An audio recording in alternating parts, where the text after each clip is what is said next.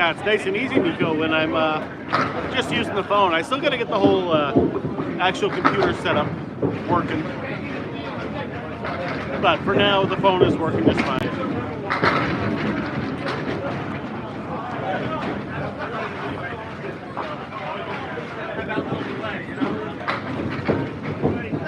Both teams have been hitting it well already. This is just practice still right now. Both teams have been hitting it well already.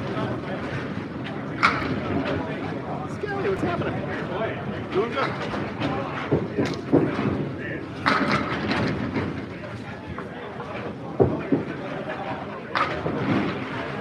Yeah, and like Scally just showed up now, so it might even go a little bit longer than that. And I just want to make sure I got it all set up before I start setting up the TikTok also.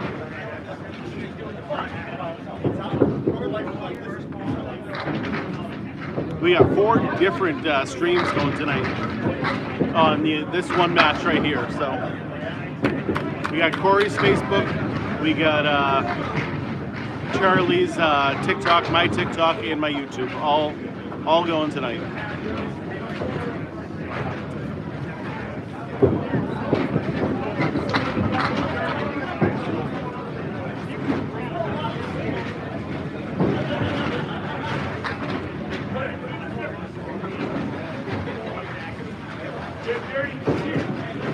Like each individual bowler in the description?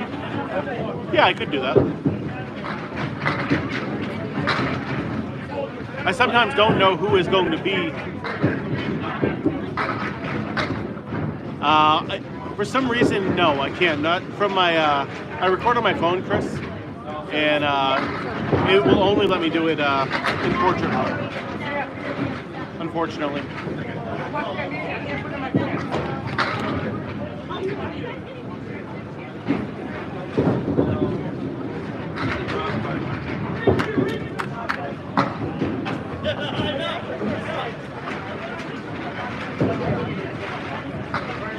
No, I have an Apple. I got a regular iPhone.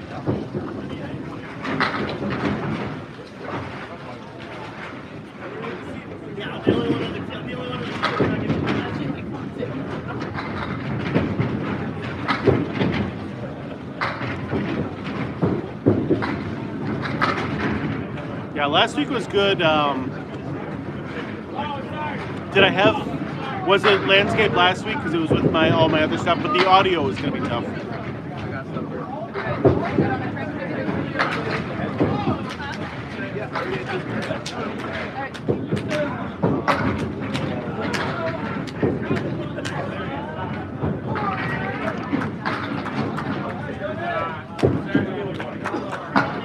Yeah, I had changed the setting before to last time I did this, but it never worked for whatever reason. So maybe if I play with it a little more, we'll figure it out. Yeah, audio is going to be much better with this setup instead of the last one.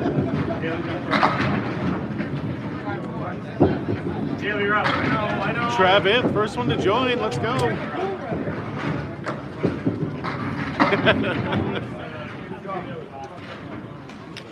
Love seeing that first one. At least like the 7th one, but that's okay. You almost didn't get this live tonight. You almost didn't get it because there is no teams pulling out of Riverwalk today.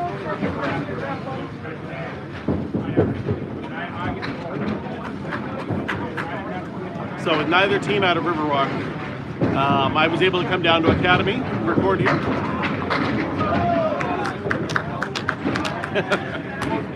All right, we got Josh Daly up on the right-hand side and Corey Alisi up on the left. Josh off the head pin, but making it work. Ryan, what's going on, buddy? Good to see you. Corey hitting the head pin and getting no luck whatsoever out of that.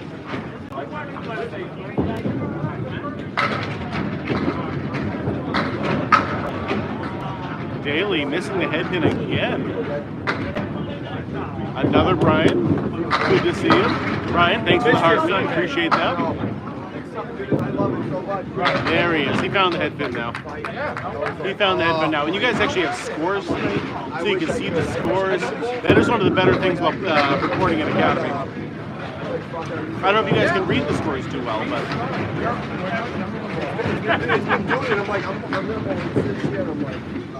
Josh is just going to hit the head pin this time, I bet. There it is. Oh, left of the nasty split, though.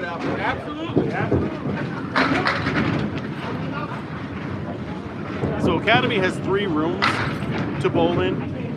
This is the left room. This is called the red room. I normally bowl in the blue room. And then there's the green room also. That's all new, all synthetic, very nice.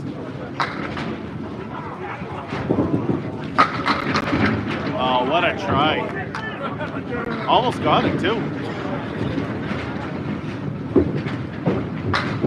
Corey's got it work. Whoa! Ho, ho, ho. Red, orange. I call it the red room. Yeah.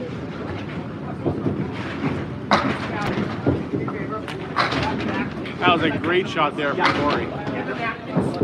Last time I filled in.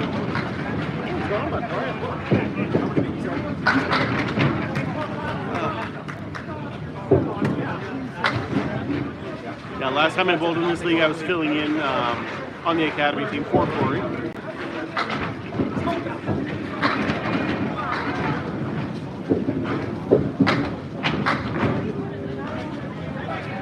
Come on, Charlie.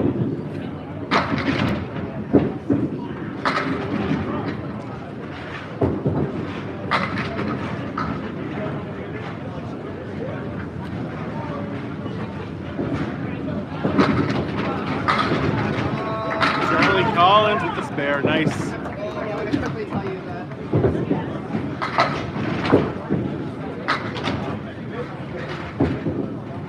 I feel left out if I don't understand the joke. Doing well. And that's Susie with the 10.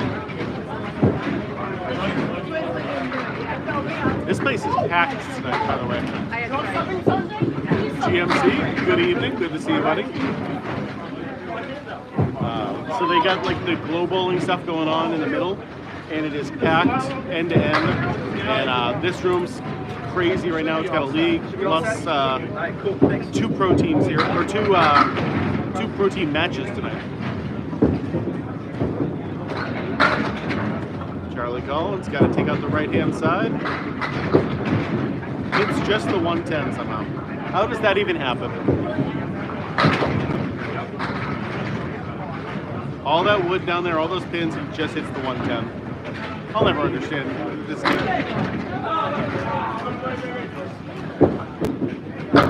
There it is. Yeah, so basically what Mark Ritchie was telling me was happened down there. A pin got caught inside of the machine where it shouldn't be, and sorry, that was me, I'm sorry. earthquake here to go. No earthquakes again. We already had one this week. Running a single and say I can't get in. Let me fix that a little bit too. How's Josh Daly? Trying to ruin the live. Biggs, what's happening, buddy? Yeah, no diggity. This is Academy Lanes, Haverhill, Massachusetts. This is the red room instead of the blue room that I'm normally in. So Academy has 3 different rooms here.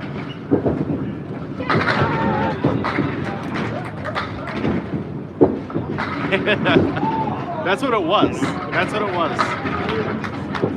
Whatever.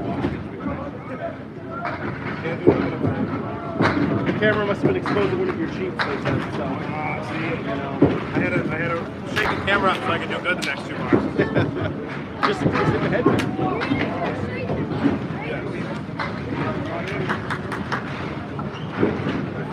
I look away for a second, someone's getting muted already. I like it. I don't know what happened, but let's go. I'm for it. Rachel, how are you?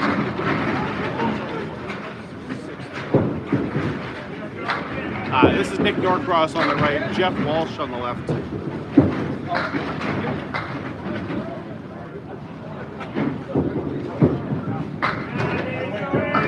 across, crushing the head pin. Ew, leaving the 7-10.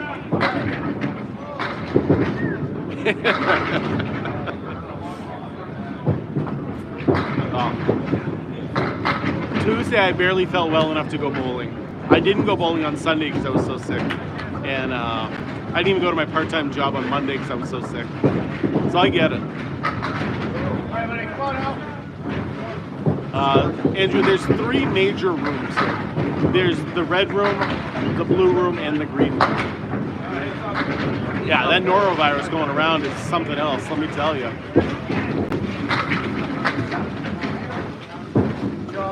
This is Academy Lanes, Haverhill, Massachusetts. Just one of the other rooms in this house. I don't normally come down to this one and record, so. See, luckily I just had a bad cold. Like, it was really, really bad, but it was 5 days of it. Right after I left Riverwalk last Friday, all of a sudden it hit me. And I was fine last Friday, but then after that it was good. Oh, never have to be worried about. Sorry about that, Zach. Justin Waters up on the right, Josh Rio on the left.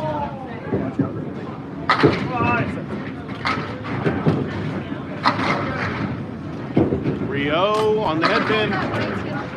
Big split there for him.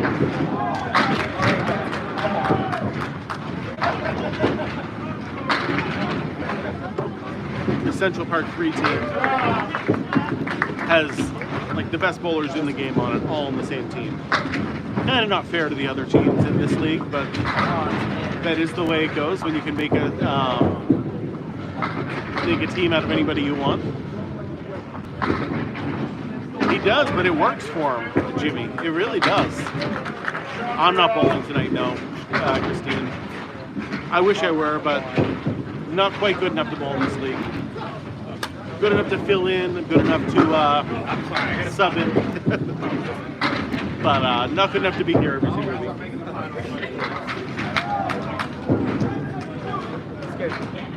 So I'm just down here recording.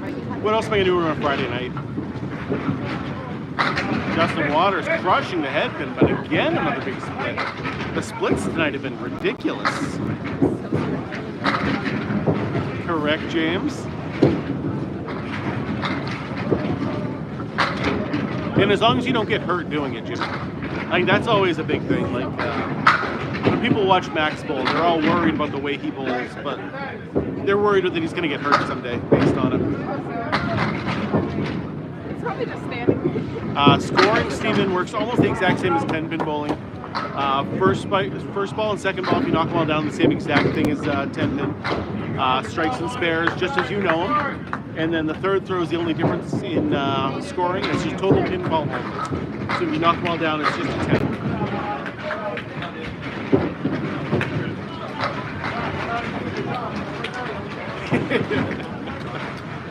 I mean, it's kind of orange, but orange room doesn't have that roll off the tongue feel. It's the red room. Nobody wants an orange room. It hurts to say. Highest anyone's ever bowled is a 245. That is Danny Harris on the right, by the way, and Brian Fuller Jr. on the left. Drew, what's happening? Oh, close. We have 4 streams going tonight, by the way, everybody. We have my TikTok, my YouTube. We have Charlie Collins' TikTok and Corey Lisi's Facebook. All being streamed. It's not, it just doesn't roll off the tongue, you know? Red Room does.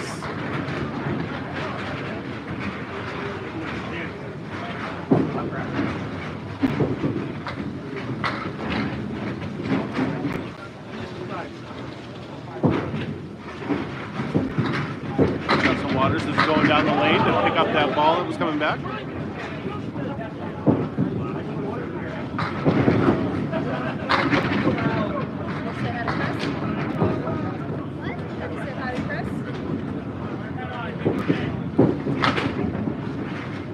I don't like the fact that they are right up against another league. How are you? Good. Whoa. Fuller with a good ball there.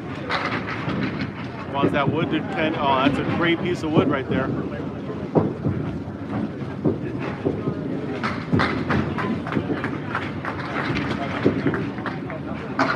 There it is. Oh, we have to wear bowling shoes, yes. If you see, we actually slide more than 10-pin bowlers do. So you kind of need those bowling shoes to be able to slide. What do they call this sport? Dean, this is Candlepin bowling, and it is the best kind of bowling there is.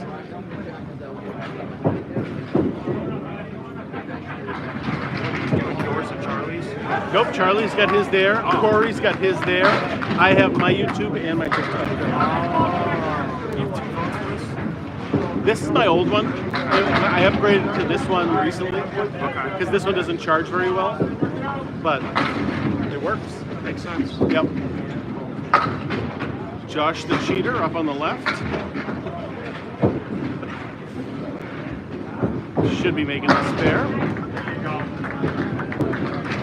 Everybody knows it, James. Everybody knows it.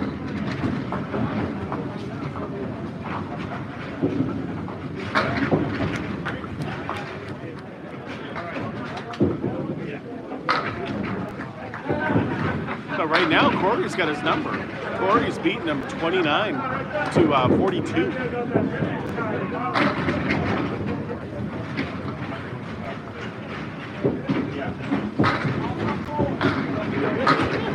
Ouch. Daly off the headpin again. Both guys off the headpin, actually.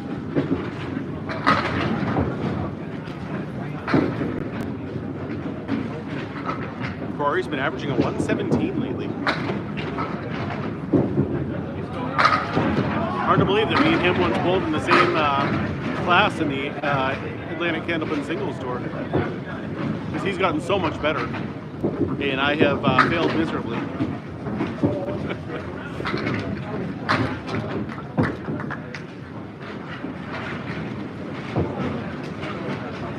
But you bowl with better bowlers and you get better every single time. That's what I always tell people now is how to get better. Bowl with better bowlers. Come on, Charlie.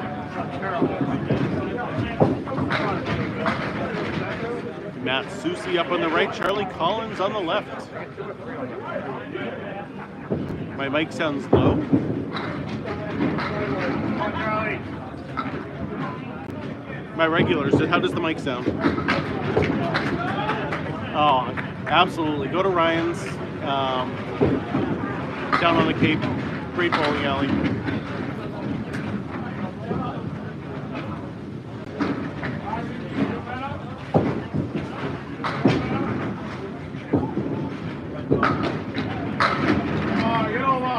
Wow, how does that 7-pin not fall down for Charlie? Oh. Okay. Now let me unplug the mic a little bit.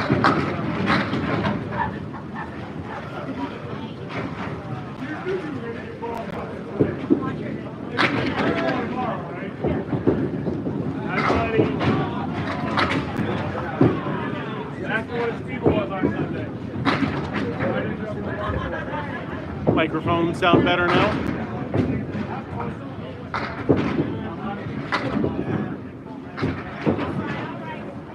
Come on, Charlie.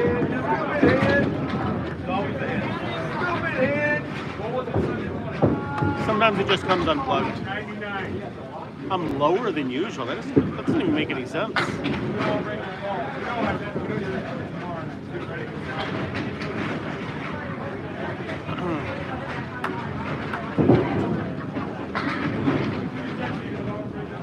Honestly, like the hardest thing I've had to do, the hardest problem I've had is the microphones that I've tried to get working here on my streams. I haven't found one good one yet.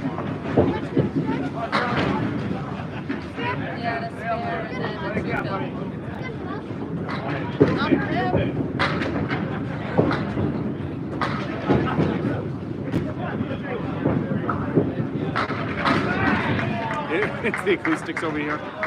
I mean, Academy does have some crazy, Riverwalk does have crazy acoustics in there.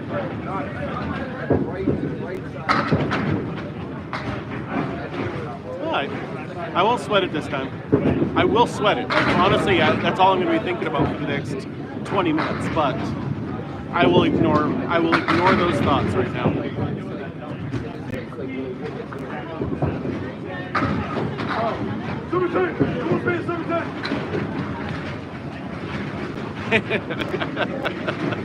Yeah, the other guy is Charlie Collins, who's up there, who was just up there on the left-hand side. Charlie's a great guy. Yes, Massachusetts, Mark. This is Academy Lanes in Haverhill, Massachusetts. What are you looking for? Okay.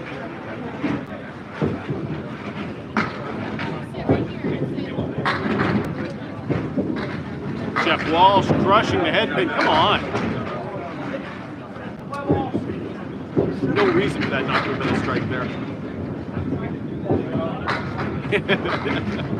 Priorities. I get it, Zach, you know?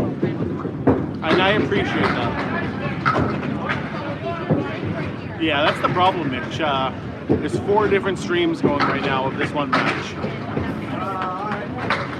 And I can't get it high enough. I can't still be able to read everything that you guys are saying to get around them. It's a big match. Come on, Norcross.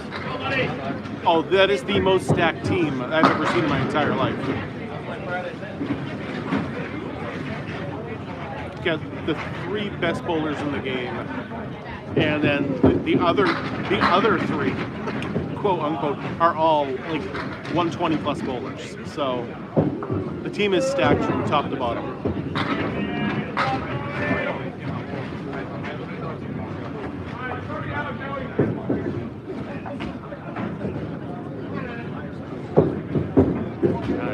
Walsh crushes it. No reason both of those should not have been strikes.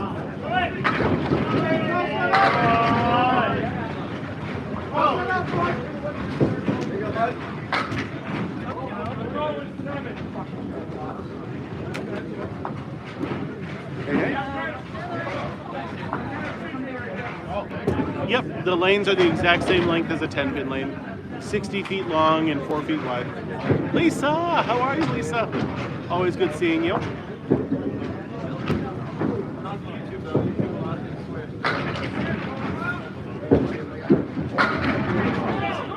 Jeff Walsh. That was a tough 7-10 split there. Yes, Christine. This is not a strike game. This is definitely a spare game or even like a 10 game. So, like, really the goal is to hit the headpin as best you can and then make your spares in your 10s after. I know in like 10 pin, it's, you know, the goal is to throw a strike every single time, and it's just not feasible to happen in this case. You can throw the perfect ball 10 out of 10 times, and you might only get 1 strike out of it. You might get 1 strike out of it.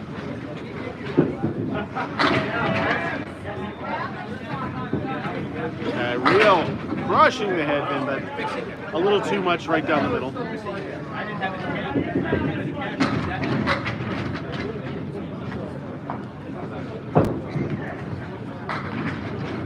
Justin Waters on the headpin also.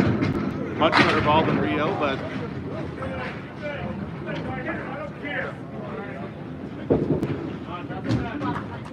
Rio's got to make the spread eagle. Throws it in the gutter on the right-hand side.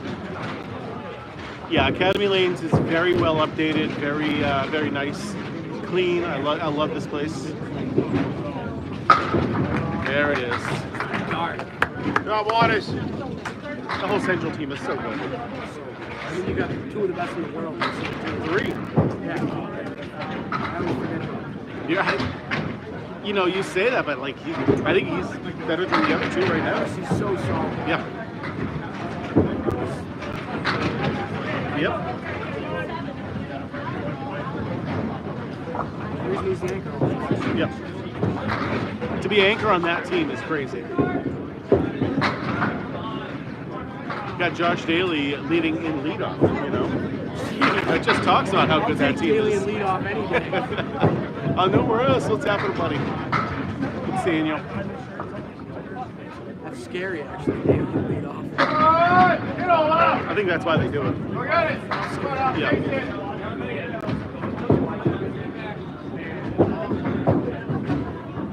That has to be a nice shot if we have to make this one. Oh, missed the object pin. That object pin is the one that's on the far left now.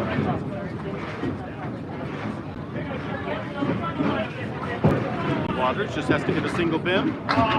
No doubt on that one. See, I would have had to use the wood. Excellent. Did I buy some? Oh, maybe I did. I must have bought some.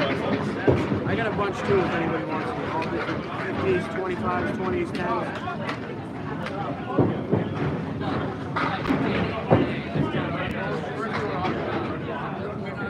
All right. Brian Fuller Jr. up on the right. Danny Harris on the left. Brian Fuller Jr. and Brian Fuller Jr.'s grandmother and my grandmother are sisters. It is a small world out there for sure. Brian's grandmother, Terry Quinn, also used to own Lafayette Lanes, which is now known as Riverwalk Lanes. So Brian literally grew up in a bowling alley. Oh, get down! Yes, Grant, you can find Candlepin bowling anywhere in northern New England. So Massachusetts, New Hampshire, Maine, and Vermont, and then Atlantic Canada.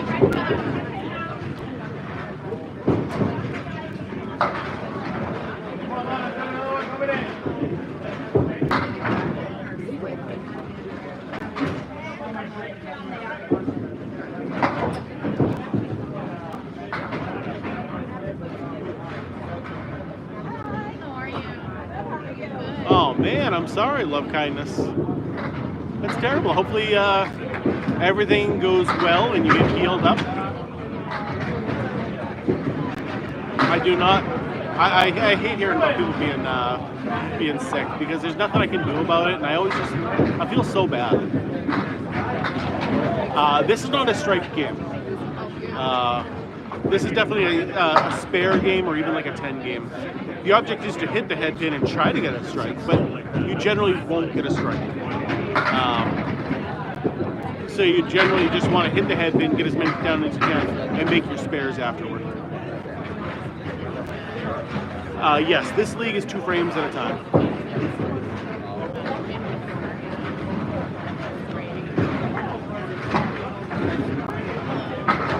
Other leagues are 5 frames at a time. It's never 1 at a time, like it is in 10 bit.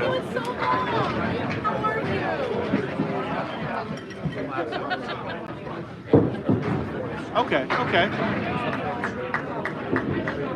Well, hopefully they just kind of got tweaked or something.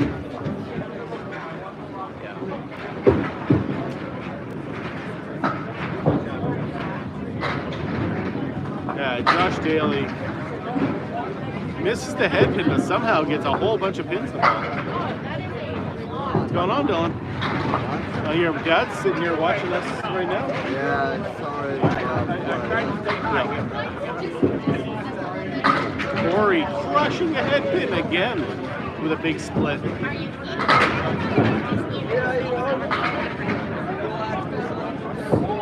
Yeah, I think so. Oh, I love that. Thank you. Yeah, every match that I've done for the past year or so is all up on my YouTube channel. If you're ever bored and just want to listen, that was a beautiful shot right there from Corey. You can watch all the different matches from way back when.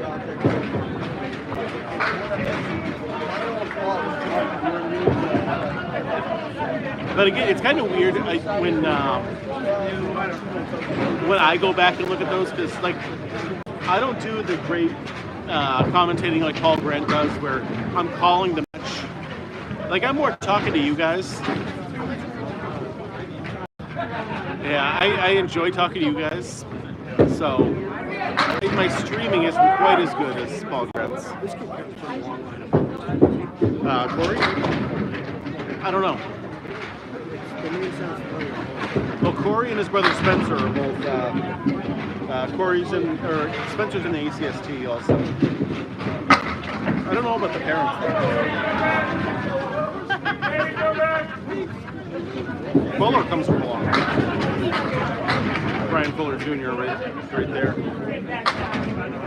Jack Quinn, this is uncle. Brian Fuller Sr. Terry Quinn, who used to own Lafayette Winds. Who's that? It's the Riverwalk Winds now.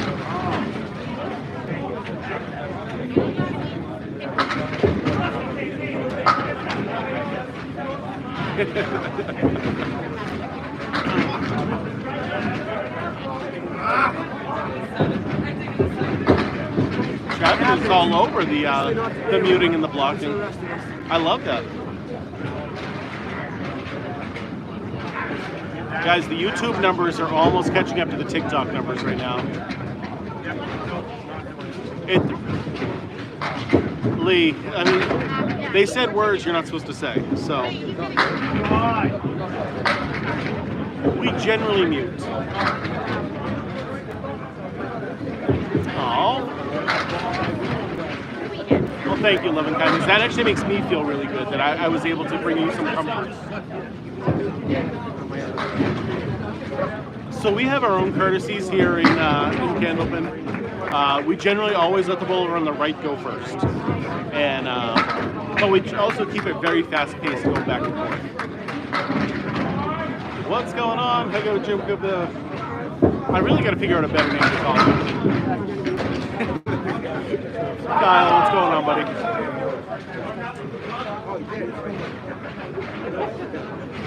Yeah, they use a G word that I don't like, and a swear at the same time.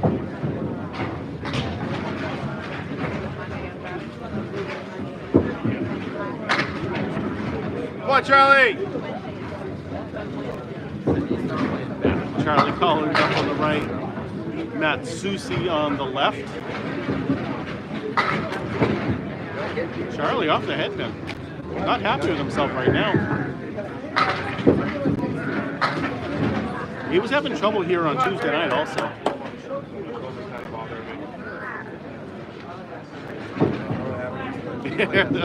Unfortunately, like we do have 4 streams going tonight, so I got the upper view, which I also like. But if I take this view, then we get the other cameras in the way.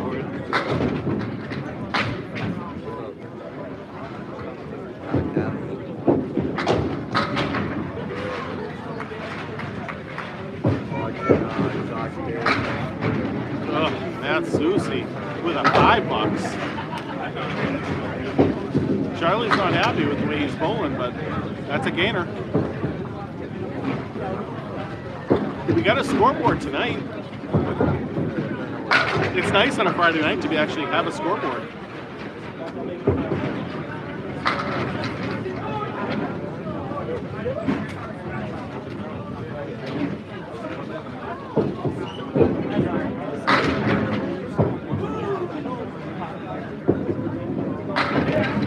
I'm actually drinking an iced tea tonight instead of a lemonade.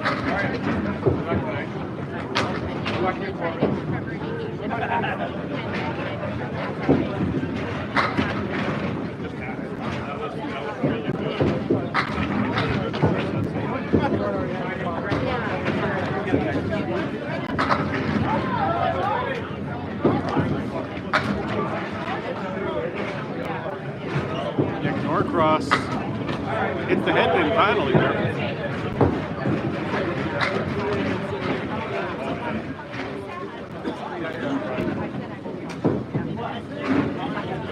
I feel like Jeff Walsh has been throwing a great ball so far tonight. Only at a 55 plus a ball through 5, but Nancy, how are you?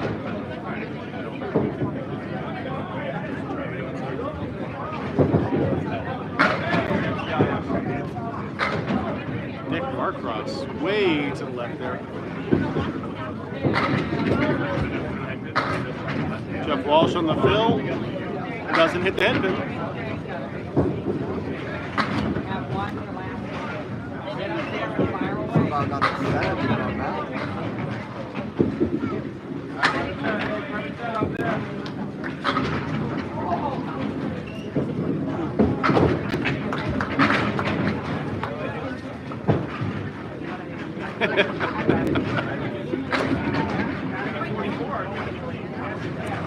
Now, see, I never like to do the two at a time because then one gets warm, and I don't like having a warm lemonade. It's got to be that nice ice cold lemonade. You're alive.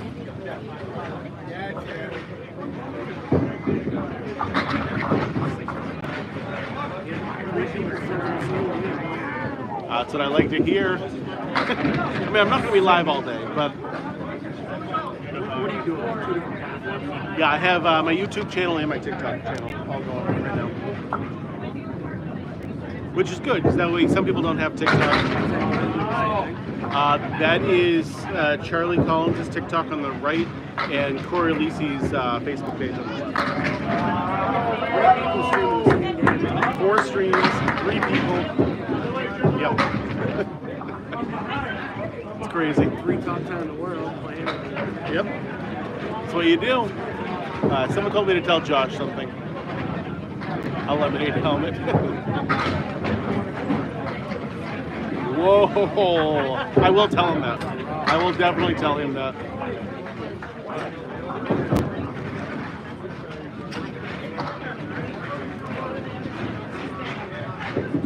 Charlie, they want your camera to go a little more to the right.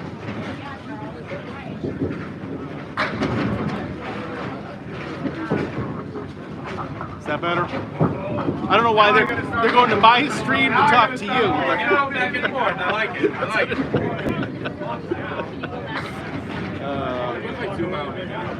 Yeah.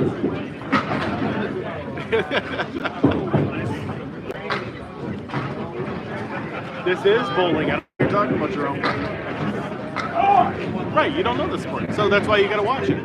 This is Candlepin bowling. It is the best kind of bowling there is. And it's a regional form of bowling, but it's better than 10-pin.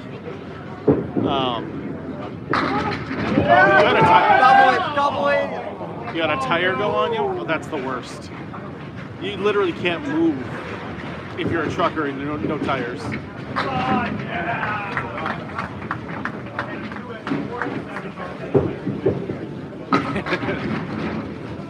Yeah, Fletcher, that's the way the algorithm works. All of a sudden, you start seeing it, you like it, you watch it for just a little bit, and then they know that you like it.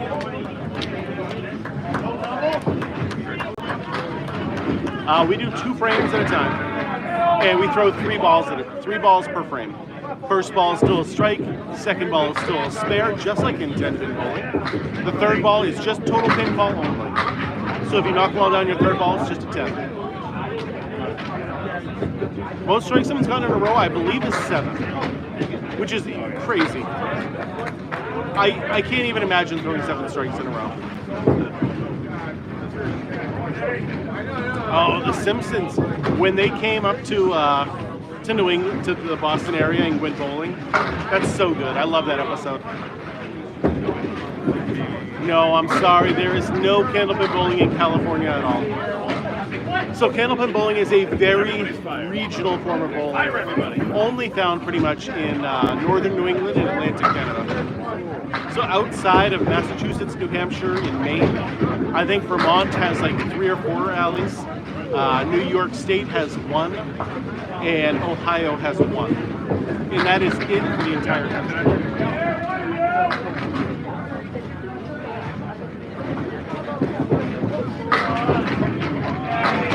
What a strike there from Danny Harris. I like that 7.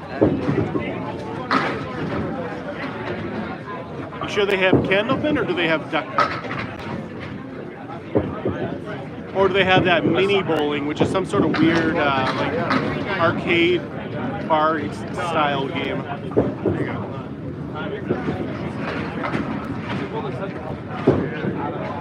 Hi, Fletch. Good seeing you.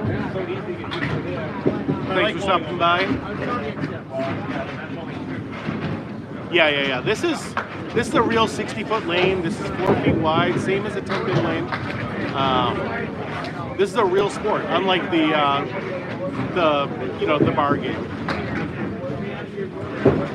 These are the pro bowlers in this area.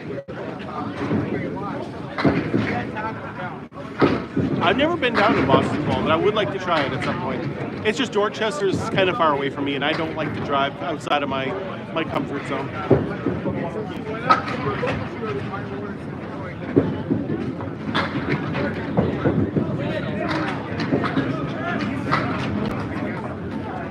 Yeah, that's what they were saying earlier. I don't know why that's the case tonight. I do know why that's the case tonight.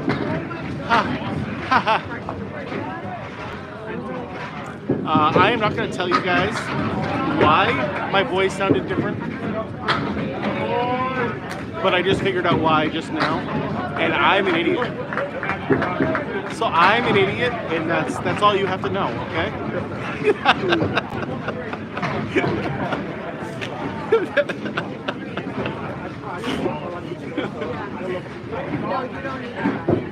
Oh, this is so much better than 10-pin. Oh yeah, no, yeah, it was plugged in, it was turned on. The microphone was just, 5 feet away from me. It was on the table, like I had never actually attached the microphone to me.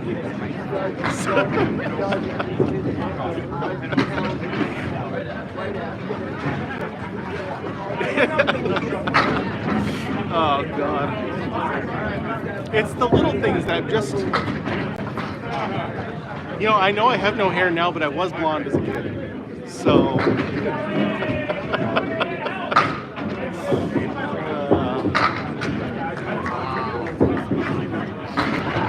I think YouTube might surpass TikTok in viewers right now. We are at 116 on YouTube, 139 on TikTok. Could this be the first time YouTube overtakes my TikTok? Well, I was wondering, I'm like, why do people keep saying it's quiet? And so I'm like, let me look at the microphone to see what's wrong with it. And I went to go reach for it, I'm like, it's not there on my lapel. Where is it? And I realized I never attached it.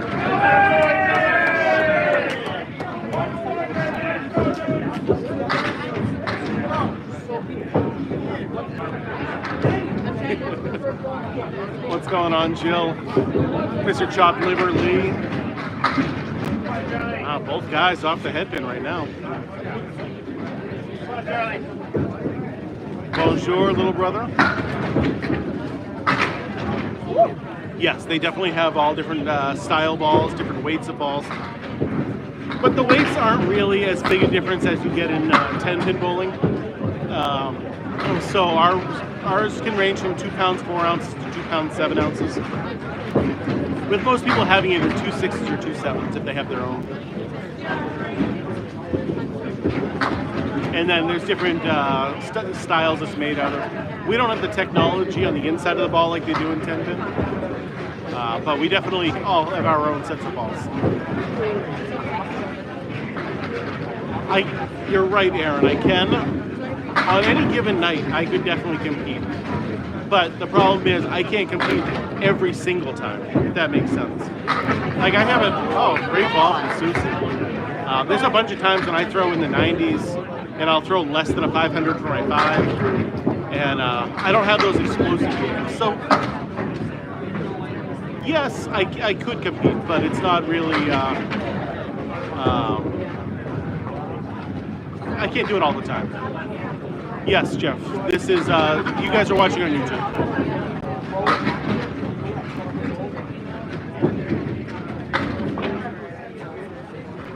Oh, yes, I'm using the phone on YouTube, yes. That's why it's not in landscape mode instead.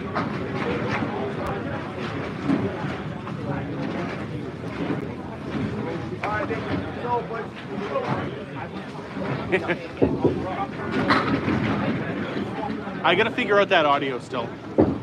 I am going to figure it out soon.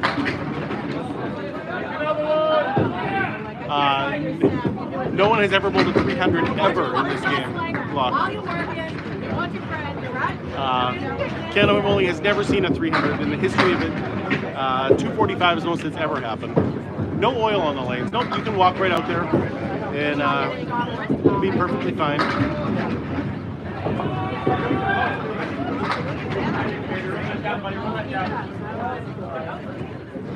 Crazy Pants is here tonight, yes.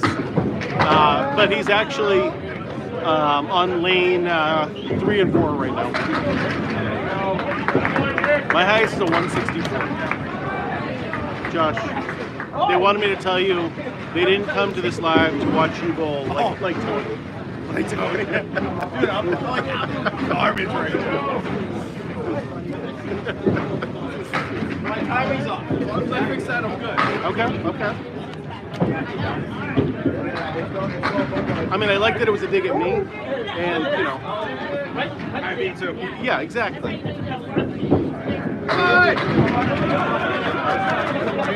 Well, Lee, I don't want to be too I'm gonna mean. give myself a quick walk to get out of this. Okay, that works. Hopefully.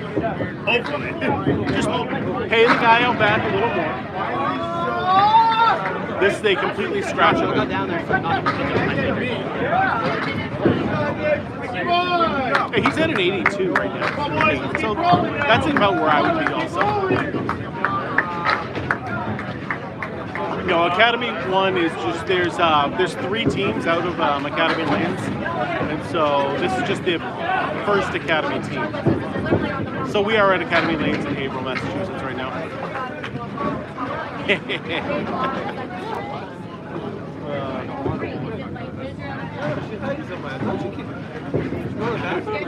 It was when I threw my 4 strikes in a row. I believe that was a 162, and it was just not enough to beat my high. Yeah, unfortunately, you're gonna have to wait until I think I'm gonna go Sunday morning to the King of the River. So there'll be a tournament Sunday morning I'm gonna do, or next Tuesday. Tuesday nights you'll always see me bowling.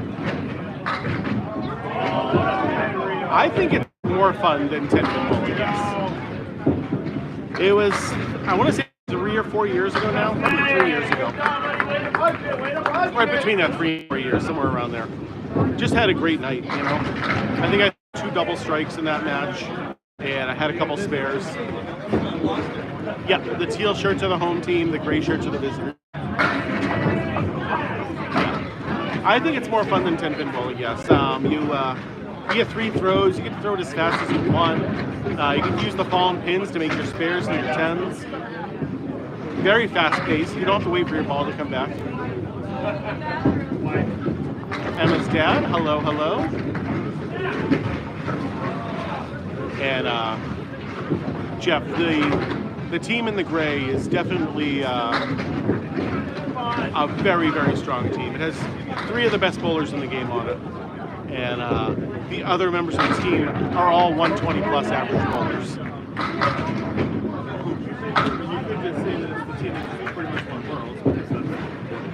Yep, that is true. They're just, it's such a stacked team. Yeah, it really is. But if you can make your own team up, then it should be look like this.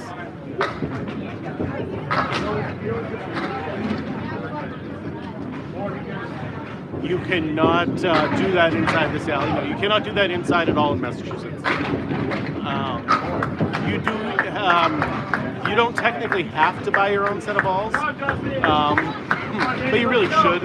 Like, the lane will obviously have balls available for you to use, but they are damaged, they're beat up a little bit. They're going to have all different weights up there. You want to have your own set, especially if you're going to be a competitive bowler.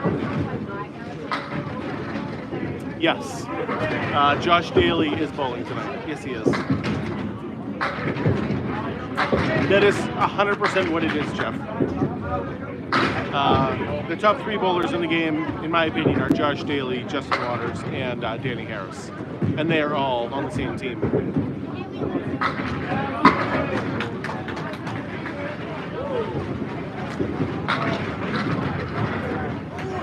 So there's no holes in the ball. So if you mean fitted, like, you know, your hand goes, no.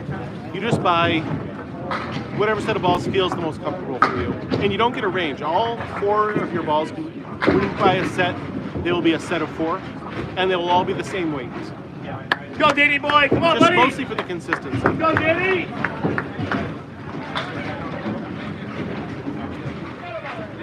Like, generally, if you're going to buy your own, it's going to be either 2.5, 2.6, or 2.7. 2.4 is mostly for like the glow bowling balls that are just made of a different material. And most people will just stick with whatever they have, or they'll go a little heavier and see if that works. Yeah, Brian Fuller Jr. is very good. He's the anchor bowler on a pro team, so. Beautiful shot right there. You can buy a set of Candlepin balls for between $200 and $400. Depending on if it's on sale, you can kind of get maybe a color or something that someone doesn't really want. For as low as $200, that's about the cheapest I've ever seen it. And I've seen it up to $400 for like a set of blue and white Comets that a lot of people just happen to like. Candlepin is the bestest. The Candlepins themselves, if you are a lane and you want to buy all new Candlepins, they're $40 a piece.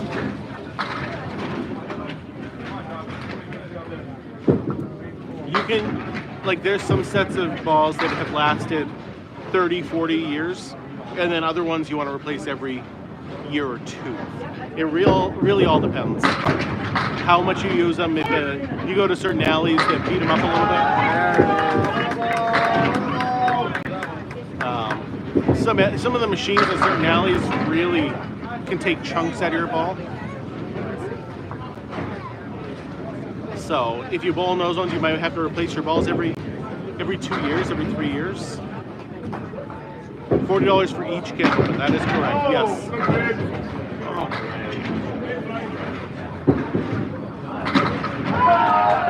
And each lane themselves has 26 Candlepins in it, roughly. I think it's 26. So you're talking $1,000 in just Candlepins on each lane. That was an incredible pickup by Corey Alisi. He cheated. How did he cheat? Oh, because it's Josh. Yeah, that makes sense. A good score in Candlepin is 100. If you can average 100 in most leagues, you'll be the best bowler in the league. If you can average a 115 to a 120, you can bowl with these guys in the pro league. Double strike from Daly. And if you can average like a 130, 135, you'll be the best in the game. Corey saying, Daly who? Let's go.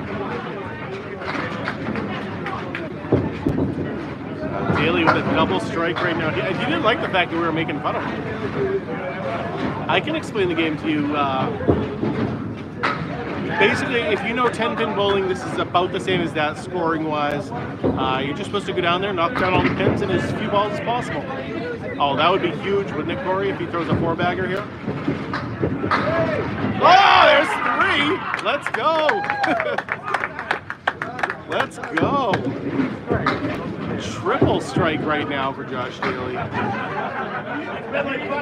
Whoa! Corey calling the 4-bagger right away? Are you kidding me right now?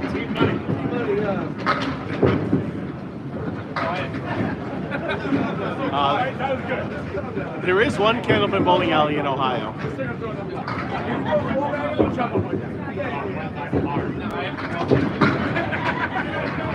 Alright, let's see what Daly can do.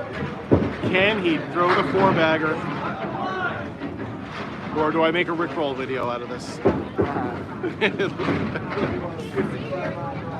Daly on the head pin, 4-bagger! Let's go! Huge! 4 strikes in a row right there for Josh Daly. Whoa!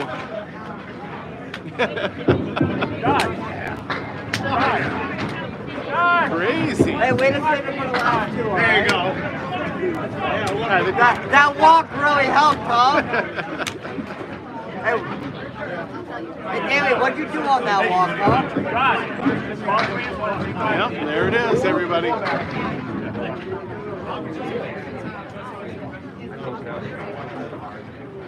No, so he got a strike in the 9th. That was the first one, and then the 3 strikes in the 10th. So that's why he was able to stay up there. That's how he got the 4 strikes in a row. Just like in 10 bid, if you got a strike in the 9th, and then 3 strikes in the 10th, that would be 4 in a row. How fast is he throwing? He throws it a very, very fast ball.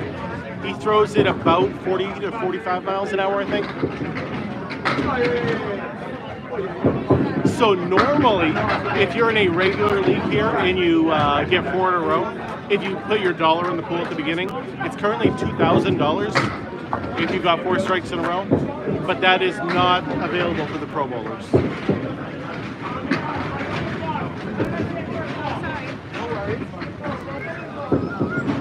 Yeah, I wish you guys could see the scoreboard just a little bit better. But yes, this is the 9th and 10th. And right now, Central 3 is winning by 29 pins. Yeah, four strikes in a row does not happen. Literally, if I did that in the league, I would have $2,000 right now. I think I'm going to, you know. Josh ended up finishing with a 142. That walk, you know. That's when I showed up. After my chat was making fun of him. And then my whole chat saying they didn't come here to watch Josh Bowen. And then he goes up there and throws 4 strikes. I wish he had because I wasn't interested. I wish he had one long night. Yep, that would be nice. Yes, I will 100% post that clip later. Probably tomorrow, but Probably could be take a walk if you needed.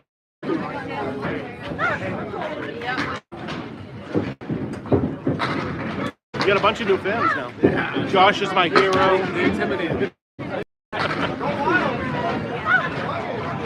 That is true, Corey.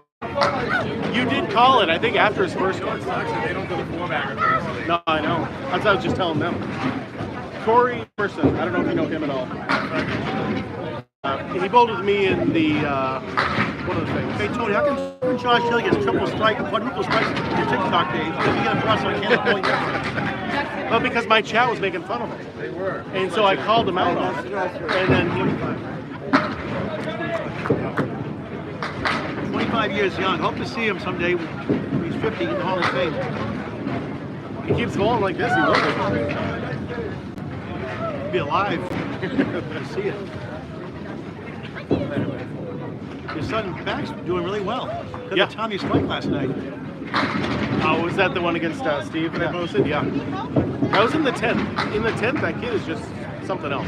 Got a good head too. He raised it well. Yeah, I like him. I think I'll keep him. Better ball than you. He is. He's definitely a better bowler than me.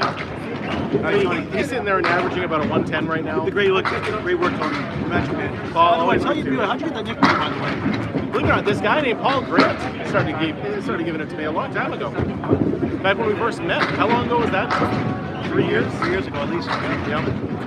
Back when you friend requested me, I'm like, I don't even know who this Paul Grant guy is. I'm not going to accept this anytime soon. Life hasn't been the same since.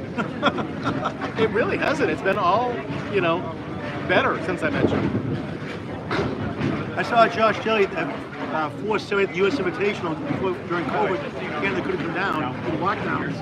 He threw a 478. He was on fire that day. Jumping around like that. Good for him.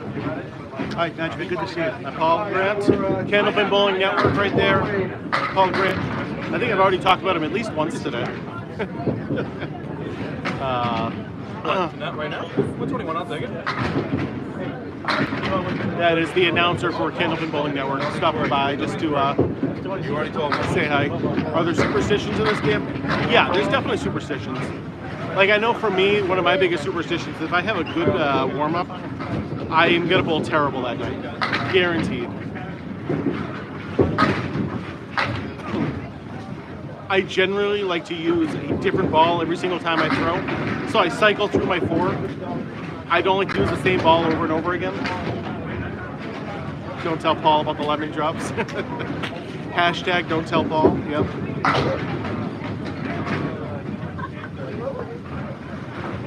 Yeah, if you, whatever your 10, your Candlepin average, if you were a Candlepin bowler all the time. The worst box is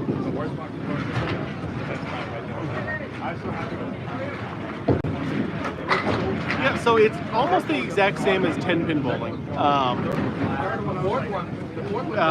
The only difference in scoring is that third throw, which is total pinfall only. So if you knock the ball down your third ball, it's just a 10, and that's it. Other rules that are different than this in 10-pin, you get to use the fallen pins to make your spares and your 10s.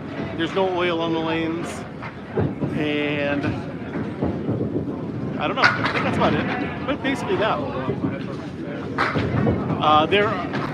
There is a Candlepin Bowling Network. Yes, if you want to follow them, they're on YouTube. They have Paul Grant covering a bunch of different matches. Is one lane better than the other? Not necessarily, but that's why they switch back and forth every 2 frames. Why do you guys have to see the cameras up there? There's 4 streams going for this one match. So unfortunately, I took the higher, better angle, but that means that they're going to be in the way.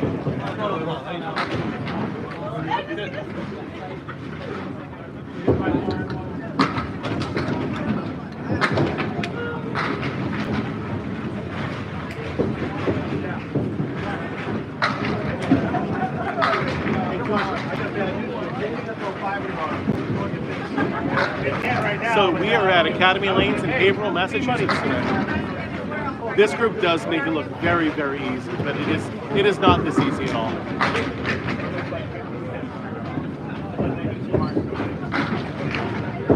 We have a lot of open frames in this, so I think it's the exact same as you guys do it in 10-pin. Highest average ever for a season? Good question. It's got to be back in like the 70s and 80s. I know back then a couple people had averages in the 140s, which is crazy. I have two sons. I have Max and Brian. Brian doesn't bowl though, so you guys won't see him too often. No, I tried to put my my angles just a little bit higher than they were.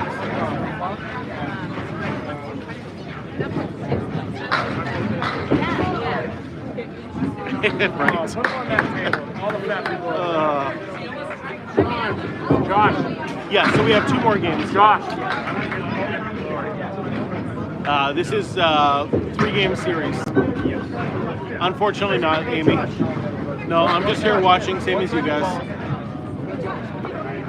Hey, your TikTok has been growing like crazy, Amy. You've been doing great recently. Every time I look, you got like a ton of new like followers and everything. You're doing great. Legos for the win.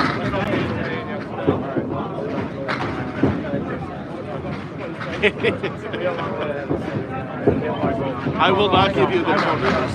That is not going to happen. Oh, it will.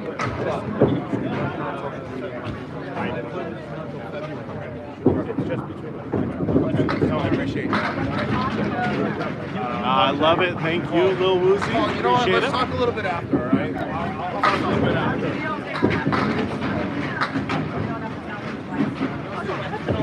I wouldn't mind not having snow, but not having Candlepin bowling would be a tough thing. This is an actual 4 strikes right there, but that is Josh Daly. So, in my opinion, one of the best in the game. Actually, not even an opinion. Just literally one of the best in the game.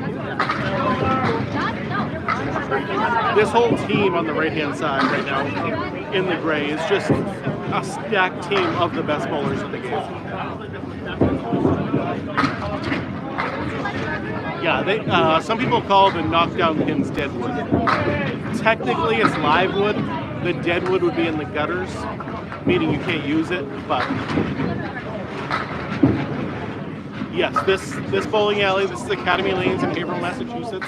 It is 100% Candlepin bowling, and it is the largest Candlepin bowling alley in the world with 44 lanes of Candlepin action.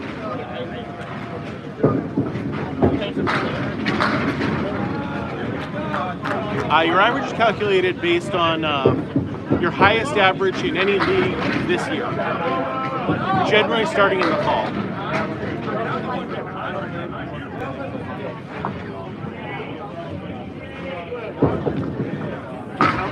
Yeah, a little bit of English is always nice. It's body English. No, I know. Even like Candlepin bowlers will call it Deadwood, but the Deadwood is the stuff that you can't use. Yeah, I've tried duckpin. Yep. Well, I saw them, like, I was going to keep up, so I'm like, I'm going to It is a New England thing. It's pretty much only found in northern New England and Atlantic Canada. Outside of Massachusetts, there is like as far south as Massachusetts, and there's only like one other one south of this.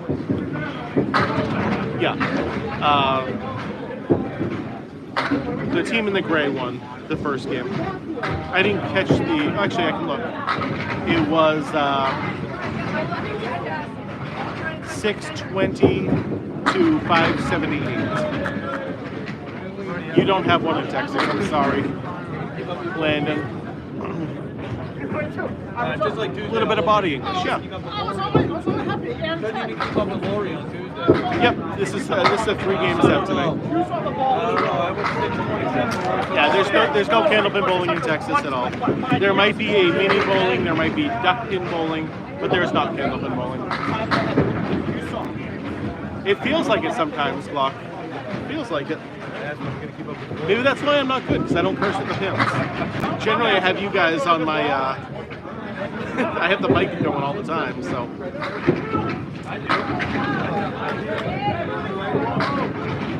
Yeah, 60 pins can change a match. Yes. Yeah, because this is a scratch series. That's how I was able to tell. Totals right now are 644 to 602. Technically, it's tied up in the game right now between the two. It's throwing it really hard, important. Yes. I mean, that means you're on the head pin. And that's the way you got to look at it. Eventually, they're going to fall.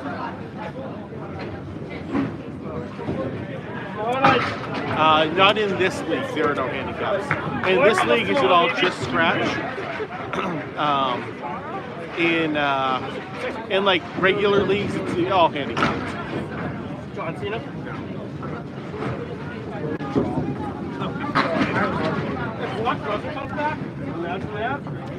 I'm going to take a quick walk. I will be right back as well. I just wanted to stay and there's never been a 300 in the history of the game, believe it or not. I hope to record at least a 200 at some point. Even a 200 is extremely rare. I don't think he will. I don't think he'll win. Because he's already advertised to be in the elimination. Yeah, we do 2 frames at a time. A lot of people will forget to take their shoe cover off, and so they always like to test their slide. Your average score, if you can average 100, you'll be the best bowler in your regular league. If you can average a 115 to a 120, you can bowl with these guys. And if you can average a 130 or 140, you'll be the best in the game. I'm trying to walk away, Jeff, but people get so many great questions for me. I don't want to leave them. All right, I'll be right back. Give me 5 minutes. I don't know how to do it. You do it so Give me bothered. I used to do it so. I have a wife that can do it. Quit doing it. I do it every day. I do it every day.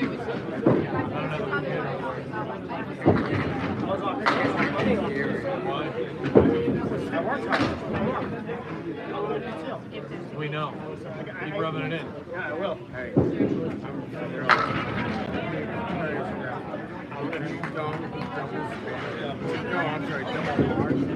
Yeah, I want you to just stay down there. I mean, for real. Double Mars before you're down there. Take control of the pitch. No, but you get control where the fuck you walk. If you pass, you go on the rug.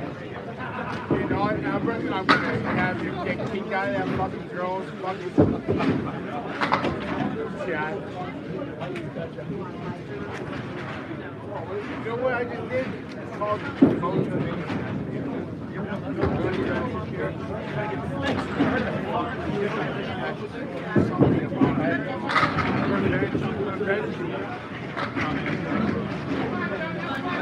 Absolute best.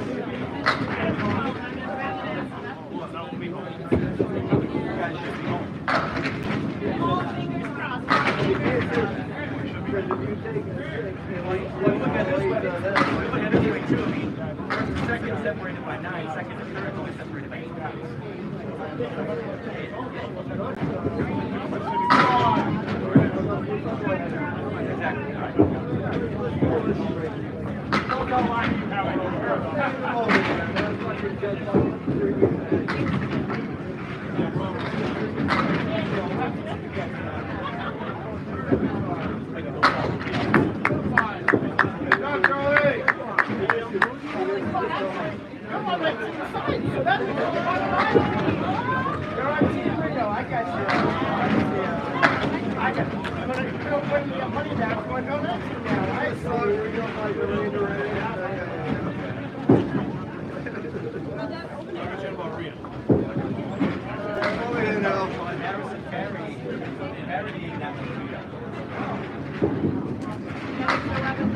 Alright, I'm back. What did I miss? I'm going to explain Livewood and Deadwood.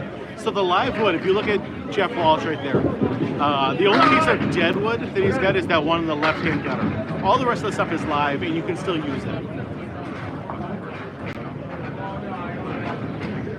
Oh yes, so there is a line that you can't see from here. But if a wood comes too far back onto the lane, you actually have to clear that. Otherwise, if a ball were to hit it, it could bounce up and break some of the machine parts. Who won the last string? Central 3 won the last string. The team in gray. They won 620 to 578, I think.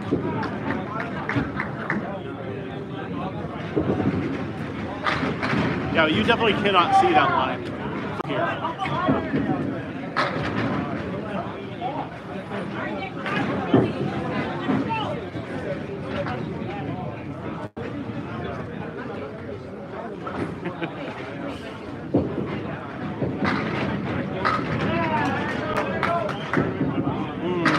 So no, if it's in the gutter and the ball hits a live pin first, either a piece of live wood or live pin, and then hits the one in the gutter, it's all still good.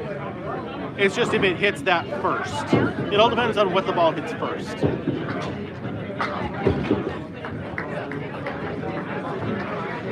So I think there he had to go move that. It was either too far forward or something.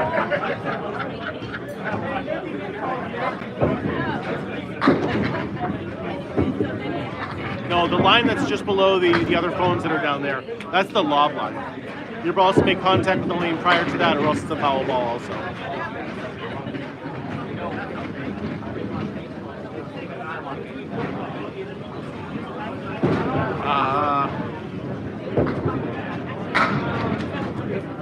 It kind of looks like it from the back, but it might be a big tugster. I haven't seen one of those in a long time. Last year it was at Central Park Lanes. I don't know if it's at Exeter this year. But there is a championship at the end of the year.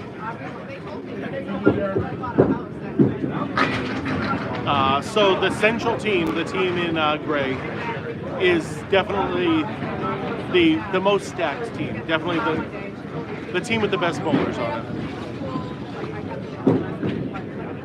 It's not one of the home teams that I normally cover.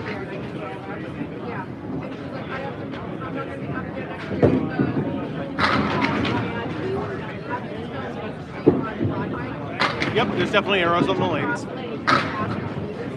And sometimes people use those, some people look at the pins. It all depends on the bowler. Is that the team we want to win? I don't know. I got to fill in bowling on the academy team in the green. I'm really bad with colors, so I'm going to say that's green. So obviously I have a preference to them because I used to bowl. I bowled for them once. There's big tournaments almost every single weekend. There's tournaments going on. I don't do them all necessarily. The next one I'm going to be doing a Pro Series doubles event. Me and Max are going to be doing the Pro Series. And that's February 16th. I'll be doing that one. You cannot do this in Chicago, I'm sorry. What do I prefer over what? Ball start. Between this and 10-pin?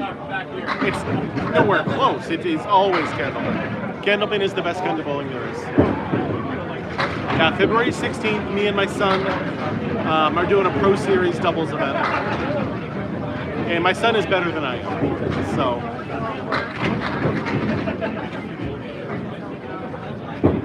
It'll be a good match. No, my nickname, Paul Grant gave me that nickname, the guy who's commentating on Candlepin Bowling Network right now. And I am a big Magic the Gathering fan. It is actually my favorite game of all time. Big strike there from Justin Waters. And I used to have a Magic the Gathering podcast, and so they just called me the Magic Man based on that. So yeah, it's me and Charlie on TikTok. The other camera in front of us is Corey Elise's Facebook page, where he's got that going. And then I've also got my own YouTube channel also there.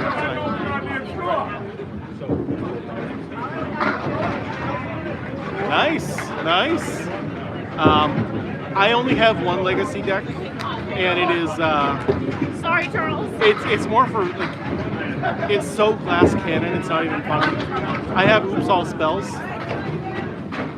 where yes, it can win on turn one if the cards are right. But man, if anyone has a force of will, it's just okay. That was fun. Shuffle up my cards and go home. But the turn one wins are a lot of fun, you know.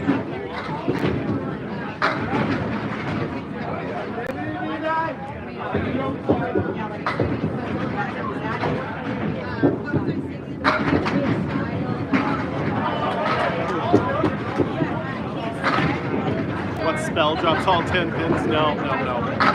If I knew that, I would be a lot better of a bowler.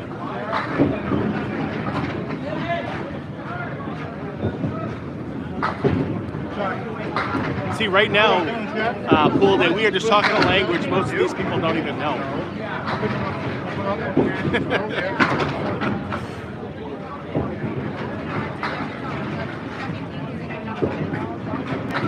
I do a show and tell deck on Arena, and I don't know, it's not my style. So who's streaming tonight? You have me on TikTok and YouTube.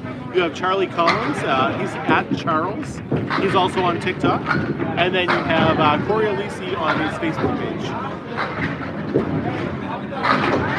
So we got it on all three major social media platforms.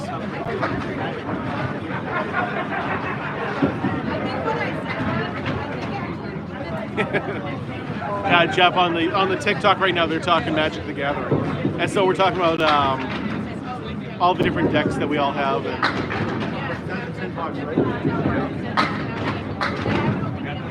streaming's really struggling, huh? Shouldn't be. I got full Wi-Fi. Yeah, that's weird. Maybe because there's so many streams happening right now. Yeah, that's what we're trying to do, Ted. We do have 4 streams going on this match. We have another stream going on for the match on 3 and 4. And then there is yet another streaming going on lanes 9 and 10 right now also. So there's a lot of streaming going on.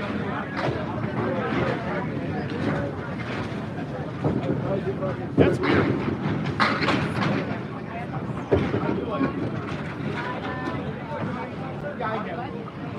Come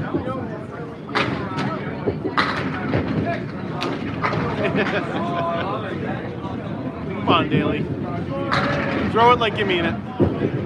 Yeah, it's going on this game.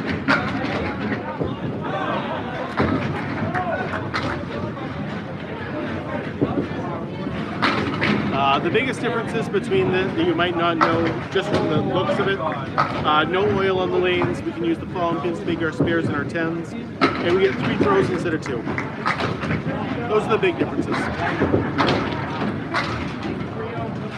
Zooming out made it worse, oh no. Well, unfortunately that's the best I can do, guys.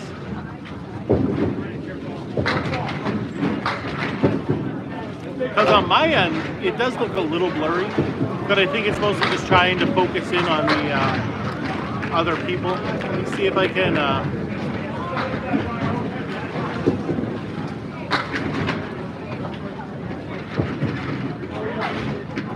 yeah. It could be the internet. Like I said, there is a lot of streams going on right now.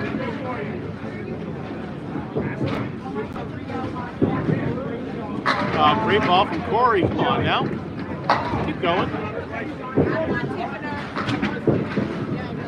You don't want to curve the ball. That's no. Generally, you want to throw a hard, straight ball. What is a high game considered? It all depends on you, really. So for a lot of people who don't do this a lot, 100 is a high score.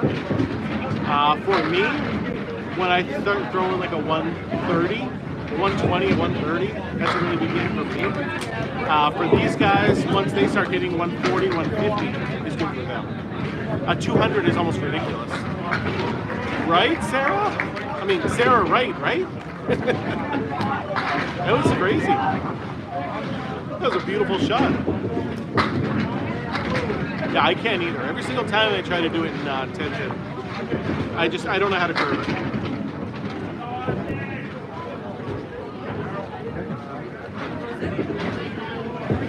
Right? Charlie Collins, the Terminator himself. Yeah, it's a practice slide.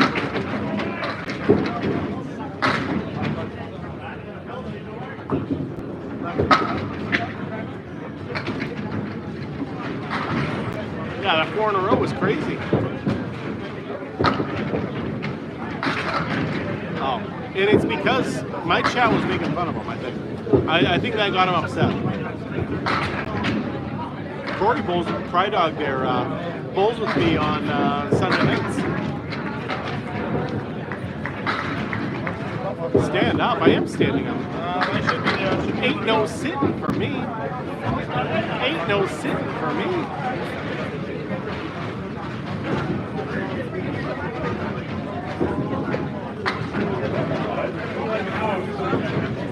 Josh Daly did. He finished game 1 with 4 strikes. I'm not bowling on Super Bowl Sunday, Corey, so I'm assuming we don't have it. Not even close, Keith. Candlepin bowling is the best kind of bowling. What's up? Oh no, they just wanted to know. They should have played and they heard someone threw a 4-bagger. So they wanted to know. Big news.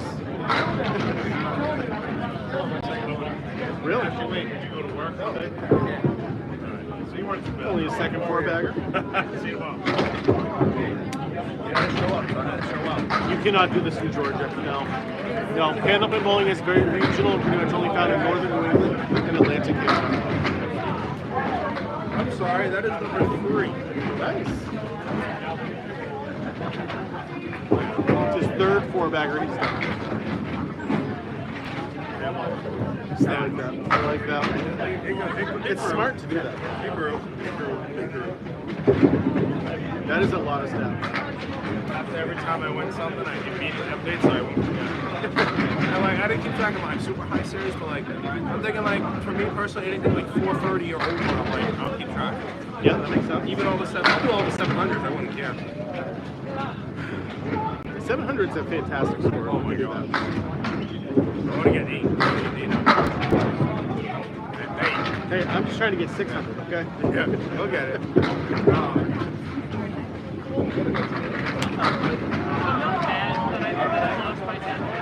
you're asking how many lanes, there's 44 lanes here, yes. And then lost my day. Yeah, I'm using Academy's Wi-Fi here. Nice bid, Nick. Nice bid.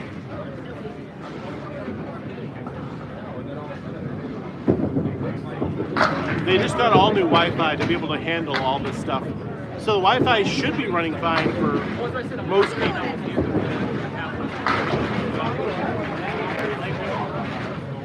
It is an old phone that's recording the YouTube right now, so it might be the phone's issue also.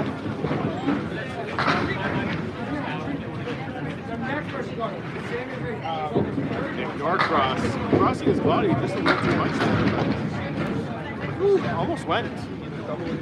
Sarah with the chili pepper, thank you, thank you. Come on, Nicky boy.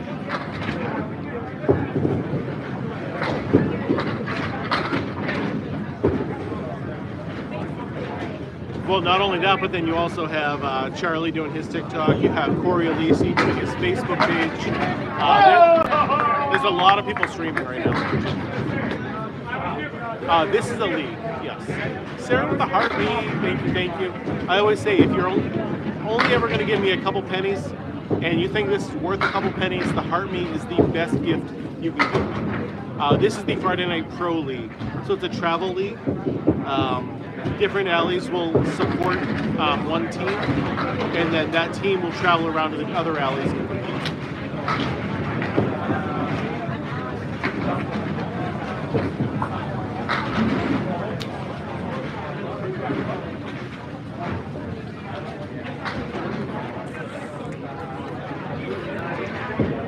Hey Josh, what is first, second, and third get? Do you know from this league? Roughly.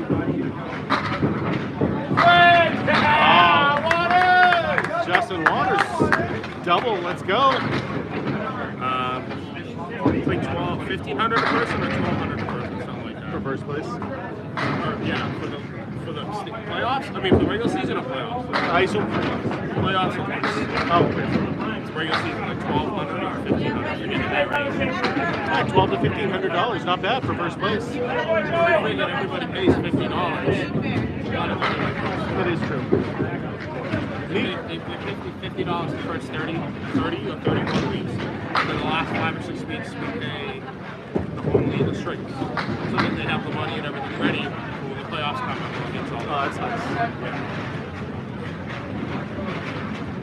Does every team get something? every team gets something. Yeah. Nico, thank you for the $1.99. Appreciate that. Let's go.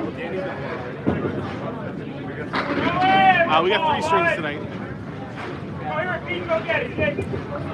Yeah, so weekly news. Triple strike. Justin Waters, let's go. Unbelievable. Are we going to see 2 4-baggers in one night? What is going on here?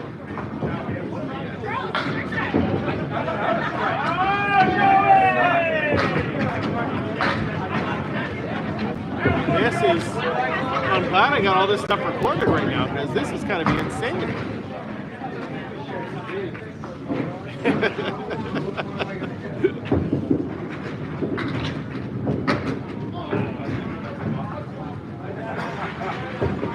What's going on, Nick? Good seeing you.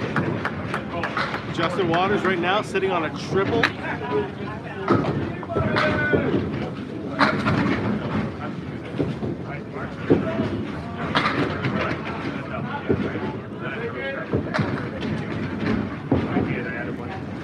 Cool day. Is this your first time seeing Candlepin bowling? Because just so you know, a 4-bagger is extremely okay. Like, so yeah, Josh Daly already threw a 4-bagger, 4 strikes in a row to finish out game 1. And right now, Justin Waters is sitting on 3 strikes. Yeah, so the scores you're seeing right now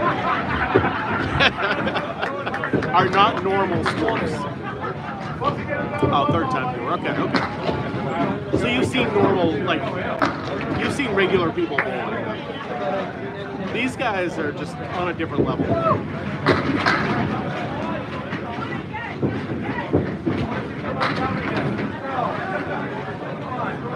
Announcer's curse. That is a thing I love to do, Christine. No, it is what it is. They, sometimes I curse them, sometimes I don't.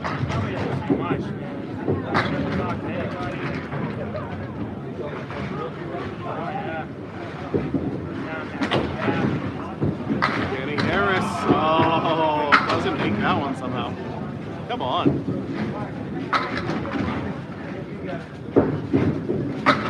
Yes, so we got 4 streams going on this one match right here, and then we got Candlepin Bowling Network on 3 and 4, and then we have Candlepin Corner down on 9 and 10. So there is a lot of people streaming tonight.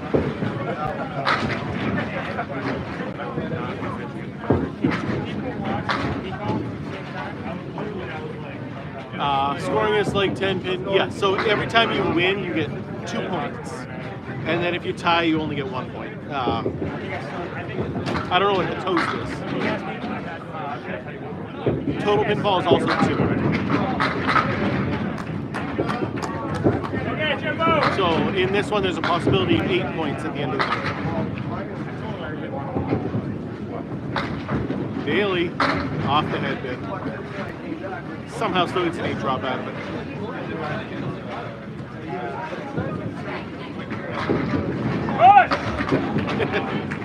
Yeah, that's always the important thing, Jeff, is it has to be clean and has to sound nice. I like the sound that that other one had.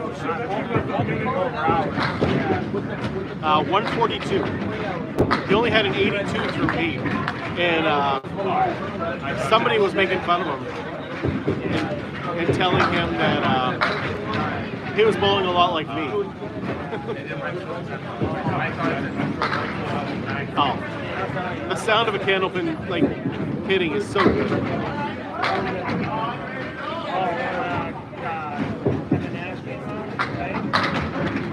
Josh Daly, 9-pin drop. Next.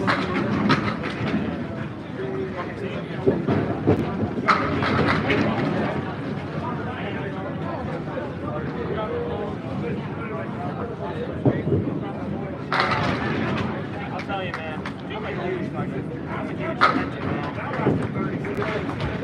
This team is just absolutely stacked in every single way.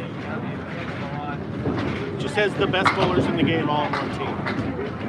It's basically their world's team also. That won.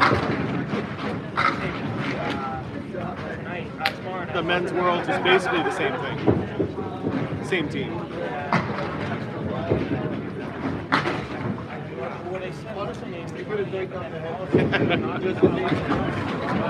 Yeah, but yeah. It's like those, was it the 16 Patriots? The 16 and 0 Patriots. Yeah, 3 games, 10 frames. Just like in 10-pin, yes.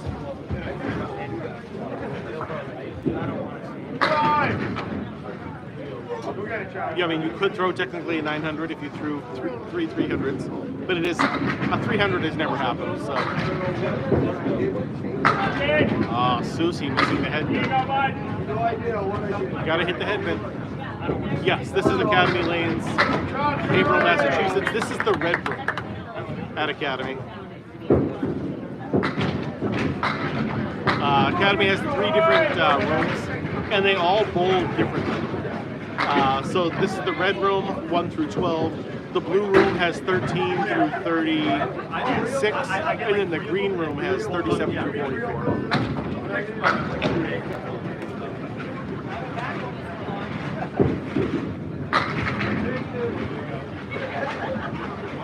44. Streaming, 4 strikes in a row is the most I've ever seen.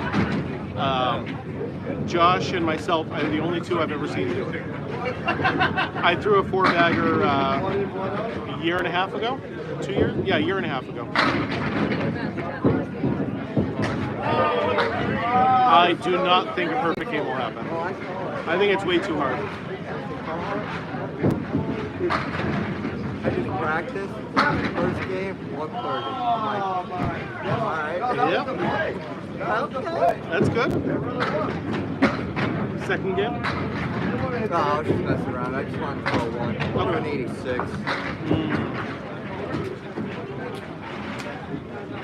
That would make sense. I would too. No strikes, but I was making the spares. Well, that's still just a clean game. You can call that a Candlepin perfect game, but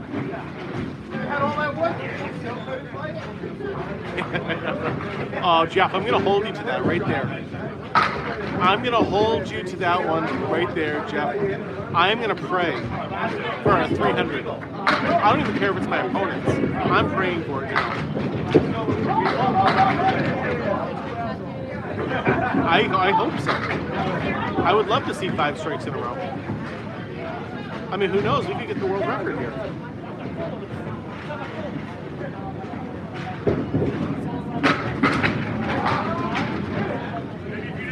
Yeah, I'm doing YouTube also tonight. Yes, I am. 100% you could win Powerball easier than a 300. I mean, people have won Powerball before. 245 is the most that has ever happened in Canada. And it's happened twice randomly.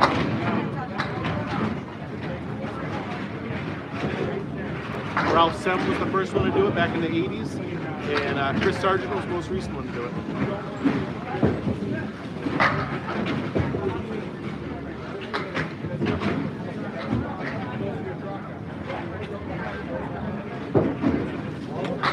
Jeff Walsh missing the headband. Still sitting in an 81 through 6 right now. Jeff Walsh is throwing a great ball. Get over!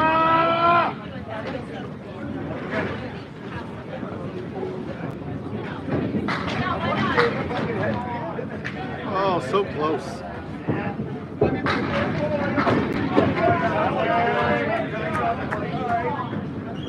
Jeff Walsh is technically the high-scoring bowler right now, with an 85 through 6, 86 through 6.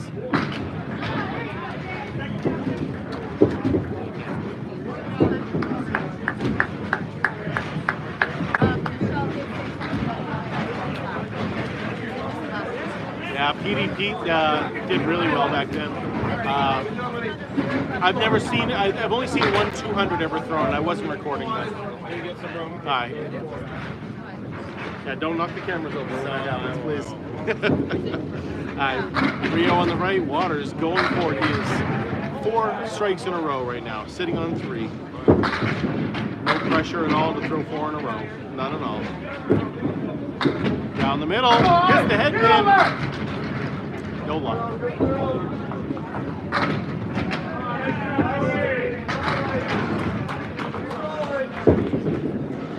Yeah, rooting for him, but hit the head pin, hit the pocket, just left a big split there. It's a makeable shot though. He's got a lot of wood up there to work with.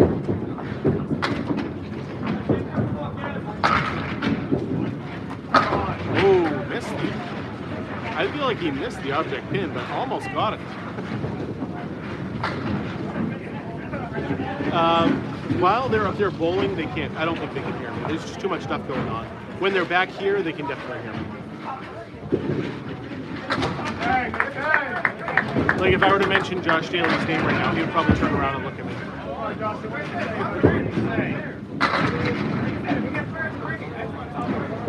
So the reason why you want to throw it that fast with your second and your third ball is that's what your arm is used to throwing.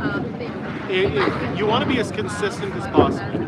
So in your first, you do slow it down a little bit on your second and third ball, but you generally don't want to change it from, say, a 35-mile-an-hour ball to a 15-mile-an-hour ball. You're just not going to have the accuracy that you have all the time.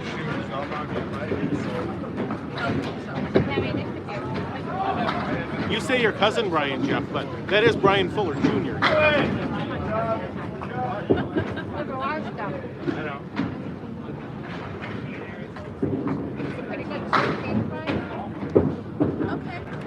Yeah, for like a single pin, Nico, is what they were really asking. Why don't you, you know? slow down, because in 10 pin, that's what you want to do. In 10 pin, you want to slow your ball down on your second, your third shot, or your second shots for the more accuracy. But that's just not the case in Candlepin.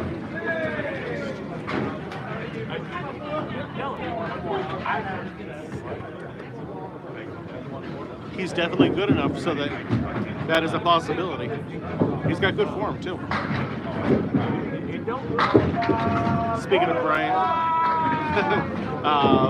Jeff's cousin Brian, that's him up on the right hand side.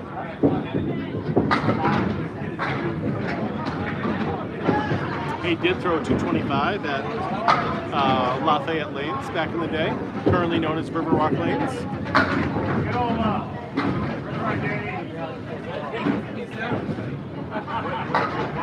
Justin Waters with a 103 right now through 6.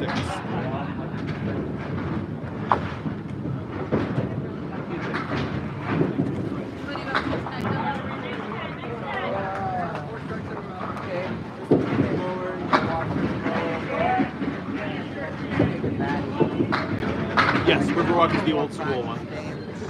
Yeah. Brian Fuller Jr.'s grandmother used to own that back when it was Lafayette Lanes back in the day. Oh, there's a strike from Fuller.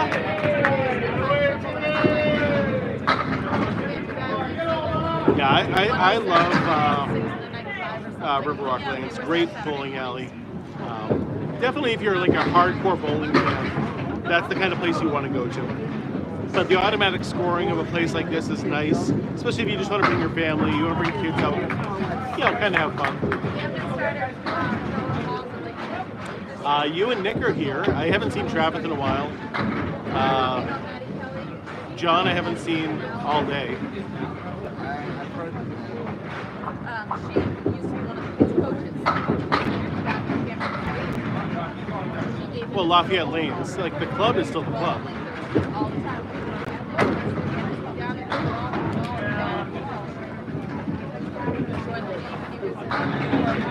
And they used to bowl out of Riverwalk. But then they dismantled that team for whatever reason.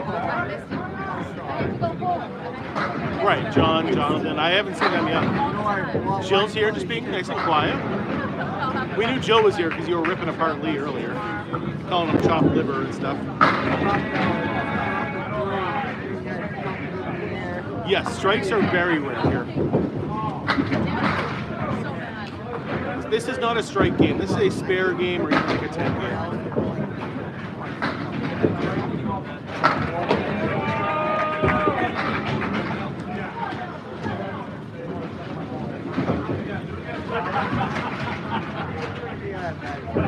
Josh Daly going for 4-bagger number 2, maybe. Oh, great first ball there. That 5-pin just didn't want to fall down.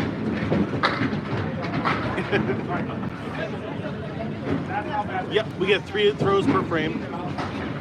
Yeah, I know, Jeff. But first ball is still a strike, second ball is still a spare, third ball is just total good ball.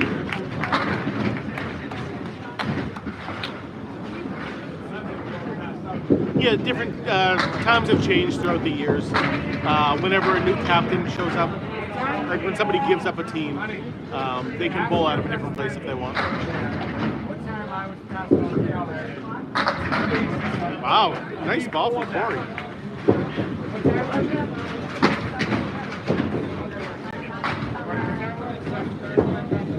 Yeah, Daly now with a 110 through 8.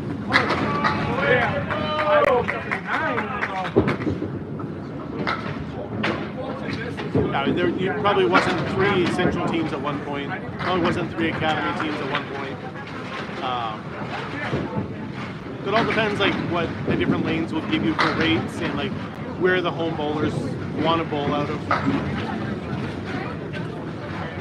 Yes, normally on a Friday night I'm recording at Riverwalk Lanes in Amesbury, but that is Lafayette Lanes. It used to be Lafayette Lanes back in the day. What is the name of the game? This is Candlepin bowling, and it is the best kind of bowling there is. Maria's subs, a strong team.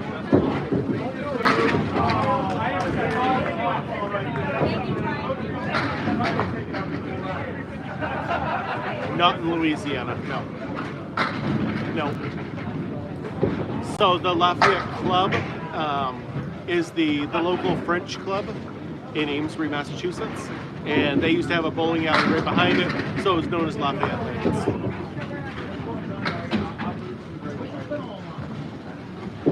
It all depends on how many bowlers you have. Generally, if you do 5 frames or 2 frames at a time. With 5 bowlers on the team, if they did 5 frames at a time, you would be sitting down for so long in between. So that's why they do 2.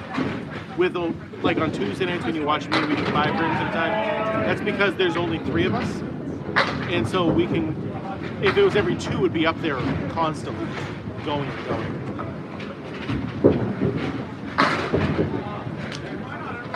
One frame at a time sounds terrible, Nico. So I learned why they do it in 10-pin. It's because of the oil, so that it doesn't get too beat up from the same bowler throwing the same lines every time. And we don't have to worry about that.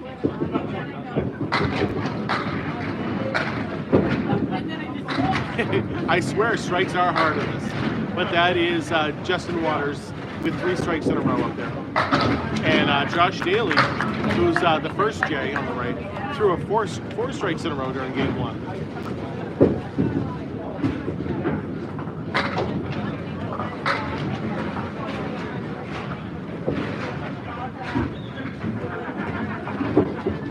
Charlie Collins, a 79 through 8. I know. I've only got a few. Up against Matt Susie with an 84. Nick Norcross on the right, Jeff Walsh on the left. Hip set number 7. Oh, there's another strike for you. I swear strikes are not common in this game, but these guys are proving me wrong for sure. Candlepin bowling is the only kind of bowling that allows you to use the fallen pins to hit your spares and your 10s.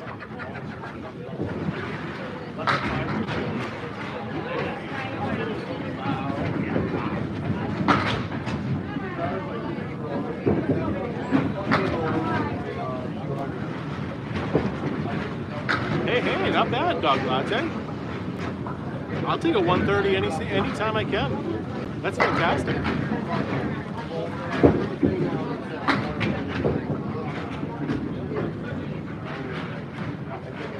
Who copied who for what? Well, you got 2 pins like little piece of wood.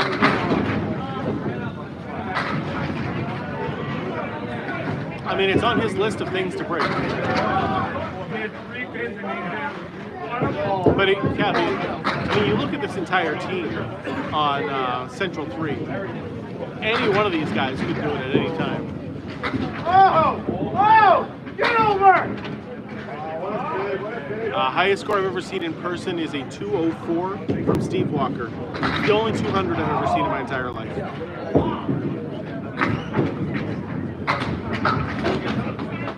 Well, remember, I'm talking to my chat, and both those guys are down there talking to their chats also. So we got to be near enough for people to be able to see, and we all want to be in a straight line on the pins. Josh's high single is a 199. I was in the same building with him when he got that last one. He has never thrown a 200. The ball weight, the ball can weigh anywhere from 2 pounds 4 ounces to 2 pounds 7 ounces. With most people who have their own sets using 2 6s or 2 7s.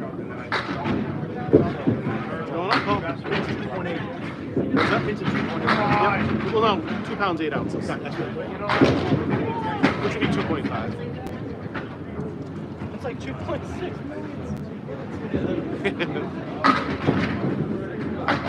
I mean, I wish you could, Ted, but this game is so hard. It's hard to believe anyone's ever going to break the record.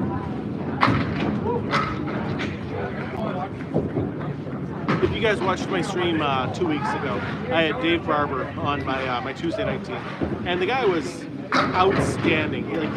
He bowled way above his average. He's already a great bowler, and I took his 10 best frames out of the 50 that we threw, and he still couldn't beat the record, 245.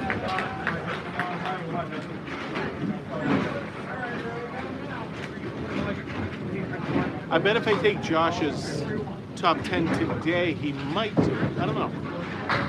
Right now he's at 5 strikes, I think.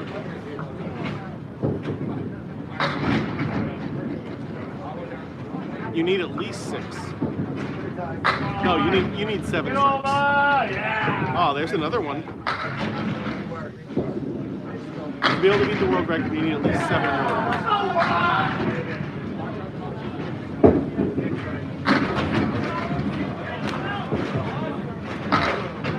I don't really know Dave all that well. This is the first time we've ever actually bowled together, Nico.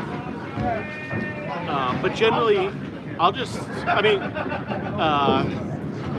C- had actually asked him to come bowl with us. But I'll just ask a lot of people if they want to come bowl with me. And most people like to be on the stream with me, so generally they say yes, that they want to bowl with me.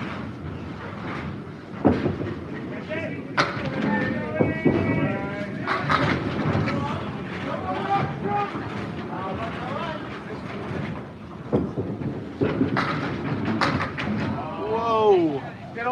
Come on, it was hit. There it is. No doubt about that one.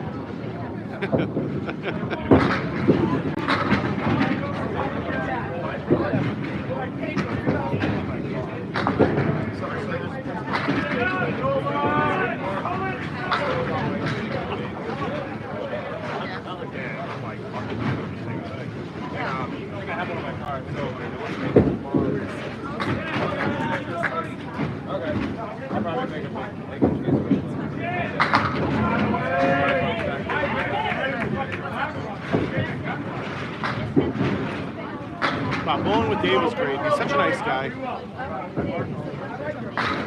Kind of funny, very, very talkative with the other bowlers around us. Another great spare from Danny Harris.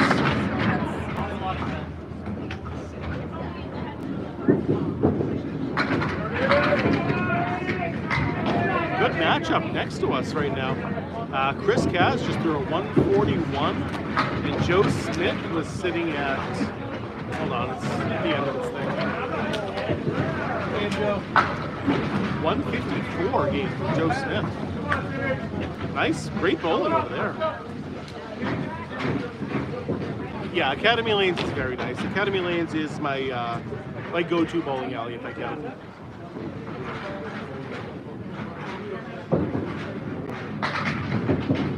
Corey Alisi on the right, sitting at a 92 right now for me. Huge ball right there. Let's go. Big split though. No wood to help him.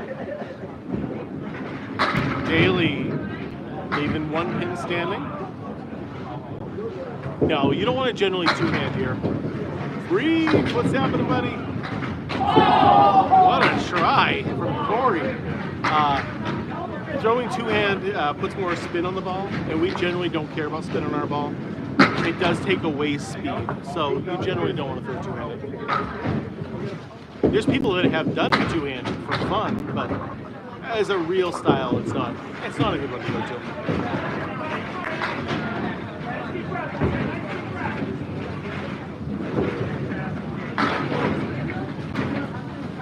Daly sitting at 129 right now.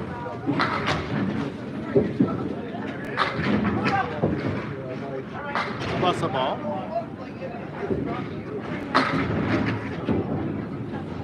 Whoa. Trying to pull the string, but it didn't quite work.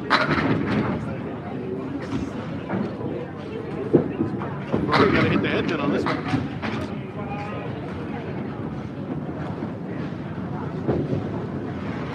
Yeah, they're actually both foul lines. The first one is the foot foul line. Your foot can't go past that, just like every kind of bowling out there. The second one's called the lob line. So your ball has to make contact with the lane prior to that, or else it's a lob and considered a foul ball. Yeah, I've seen many clean games before. I've thrown a couple, but they are definitely few and far between.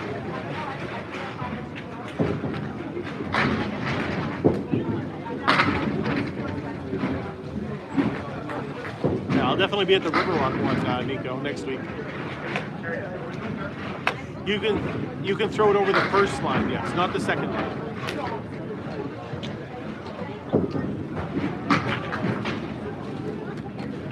It is different designs and different materials. Generally, there's just rubber or urethane, but then they can come in different designs based on that, and different weights based on that. There's not really a lot of interior design technology like you guys have in 10 pin. I mean, it's only a 147. Is it even that good?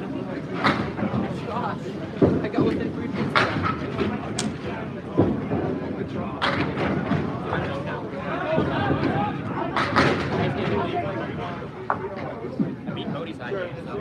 I'll probably do the Academy one at Riverwalk just because, actually I'll probably cover both if nobody's going to be doing it. I'll have YouTube going up on one and me on TikTok on the other. Try to get as much as we can. Yes, this does still have 10 pins. Explain the third throw? Sure. No. So first ball is still a strike, second ball is still a spare, just like in 10 pin. All of the stuff's the exact same. Your third ball is just total pinball. So if you knock them all down your third throw, it is just a 10, and that's it, nothing else. As long as they don't get kicked off.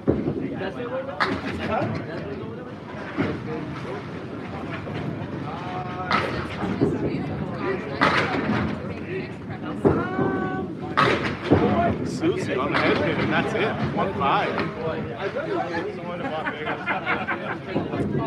Yeah, but if you're not from around here, I highly suggest waiting till like spring or summertime and then coming out here.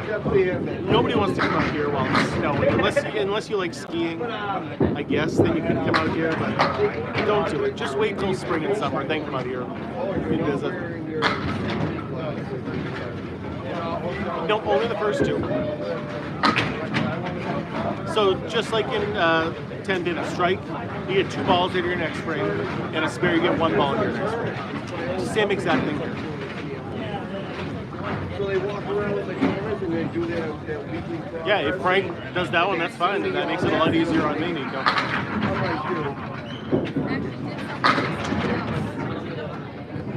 Any lanes near Malden? Yes.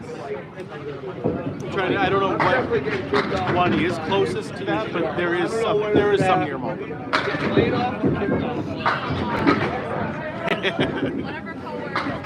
So, come out here, catch a Red Sox game, go out on the harbor, make a weekend or like a couple days out there, long weekend, and then do Candlepin bowling while you're here. The real point to the lob line is so you're not like literally throwing it, 50 feet down there and possibly breaking a basket down. Because you could throw the ball all the way down there. Unlike 10 pin, which is almost too difficult and you really can't throw it that far, we could. So you have to have a line somewhere to make it so people don't do that. And 10 feet really just makes it so you are rolling the ball instead of throwing the ball.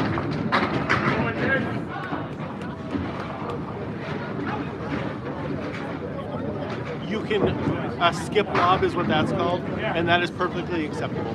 As long as it makes contact with the lane first, that is all that matters.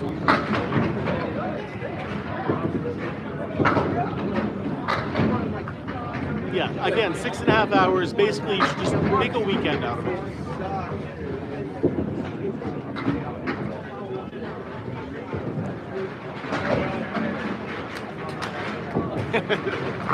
Yeah, no.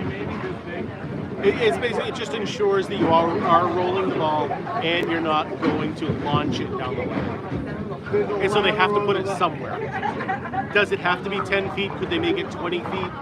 Sure, but 10 feet is where they made it, so that's what it is. Alright, I'm making sure. I believe it is. I don't know a lot of the background stuff. I've never worked in a bowling alley.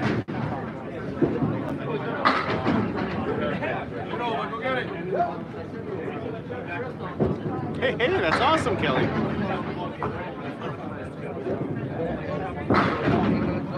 so he could give you some pointers when you guys do come up here.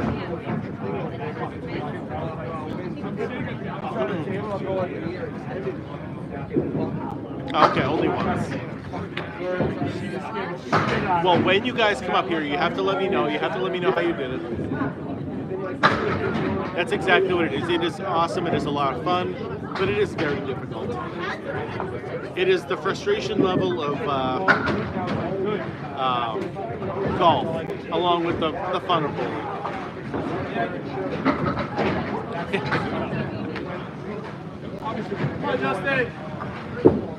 I mean, this isn't necessarily TV, but I've definitely streamed a lot of matches.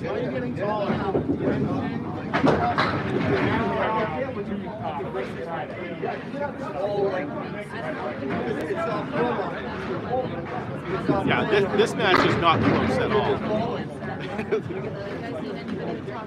Right now in total it is 12-31 to 11-18. In this game they're up 71 pins right now.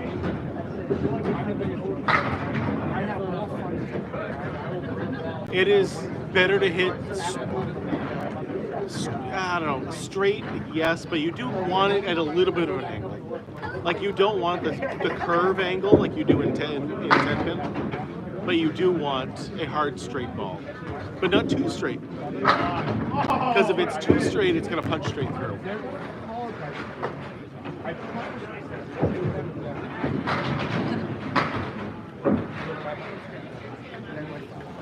I like the old way of scoring, but there hasn't been too many issues with the automatic scoring.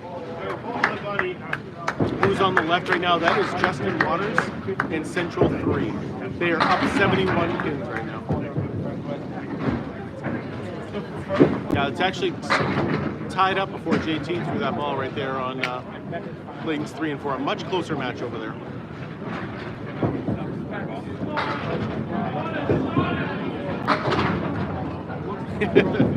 You aren't kidding. I mean, coming into this match, you kind of, I don't want to say you kind of knew something like this was going to happen, because I've seen them get beaten by Lafayette before. But the Central team is very, very good. Who's the best bowler out of them? It is, I mean, Danny Harris is probably the best bowler that's up there on the left-hand side right now. But there is a case to be made for Danny Harris, Josh Haley, or Justin Waters to be the best in the game right now. And all three of them are on the same team.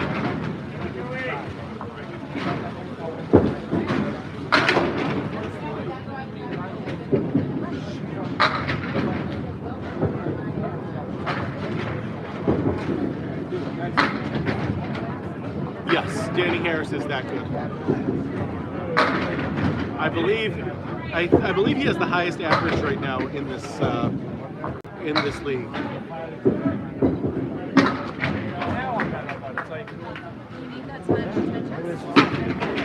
Well, I mean, he is the anchor bowler on this team now. And to be an anchor bowler on this team is kind of crazy.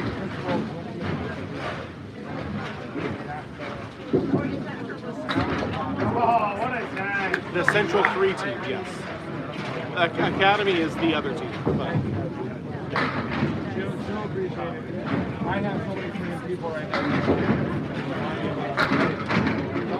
Yeah, the 16-0 Patriots, that's what this feels like.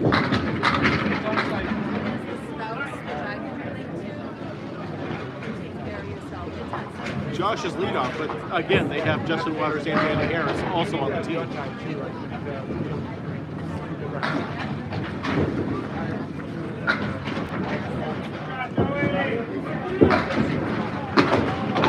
And their other bowlers are definitely not slouches at all, with 120 averages. Josh finished with a 146, I think. No, they are definitely past their prime now, Tim.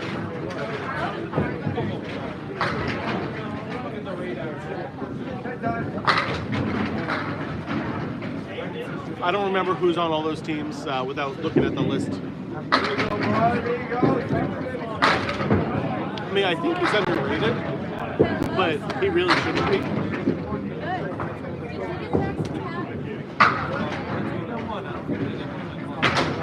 I kind of forget about him sometimes myself. So.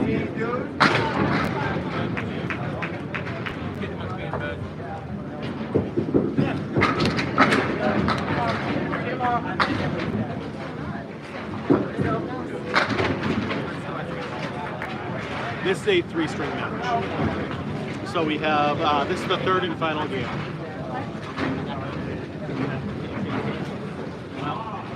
Penguin, this is called Candlepin bowling, and it is the best kind of bowling there is. Josh Daly. Missing the head pin, but beautiful spare lead right there.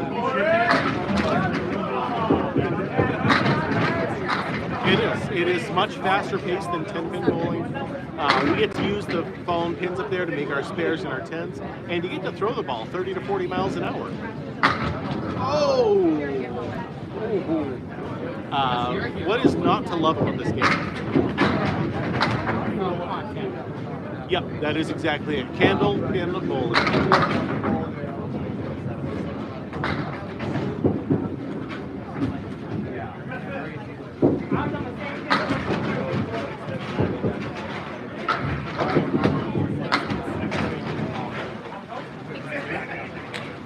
No, not really, Barbara. Believe it or not, this is not very difficult on your shoulder. It's only a 2-pound ball. So it's not that big of a deal on your shoulder.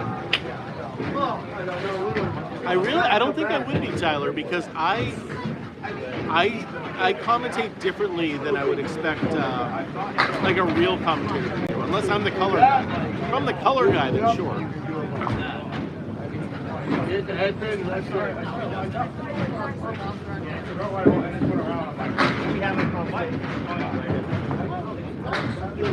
That is true, Nico, but generally I feel like this is definitely more of a knee issue for a lot of bowlers.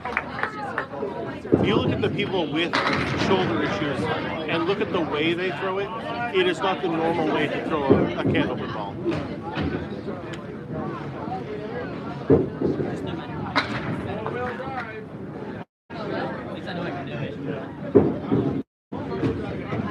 Now, is that from not doing it for so long, or is it just from the actual surgery?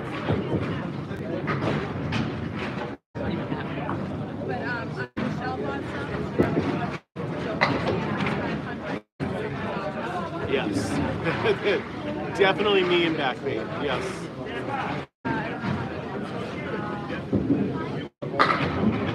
Oh, huge split for Charlie. Okay, so it's definitely just Matt Susie, beautiful strike. So it's definitely the surgery then. Because 8 weeks is not enough to really feel it afterwards.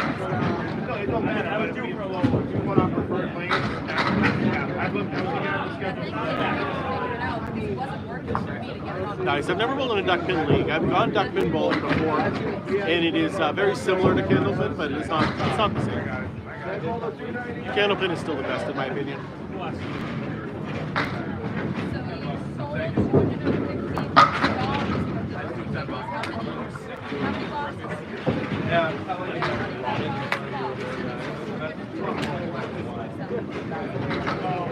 I think you did that time.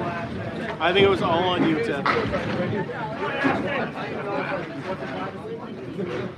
Well, if you don't get the chance to actually do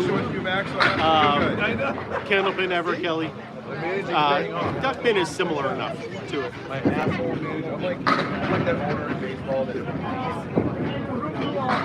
It's definitely not the same. You don't get to use the fallen pins to make your spares and your tens, but it is still very similar. This is called Candlepin bowling. You got booted? That's weird. I swear it wasn't me. Oh wow, that's... Like I always feel like duck pin is around, but you gotta really kind of look for it.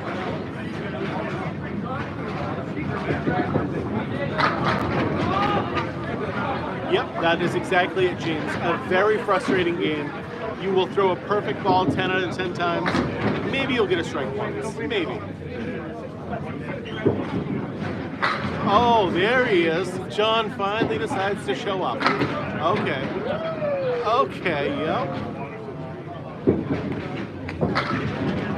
I can do whatever I want, Jeff.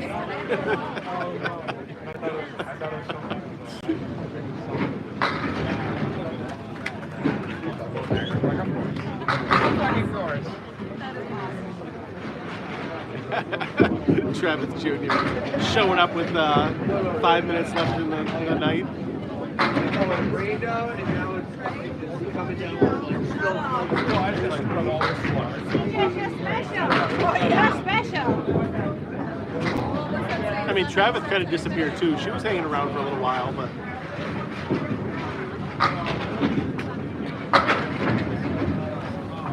Yeah, I know, Nico, you said yours crashed, Jeff's crashed. It's kind of weird that that's happening on YouTube.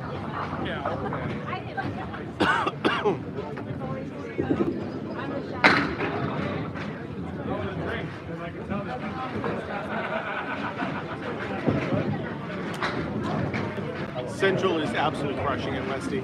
Yes. I mean, it is a stacked team from top to bottom. But they're currently winning 13-20 to 12-13. Rickard, what's happening? Let's see. All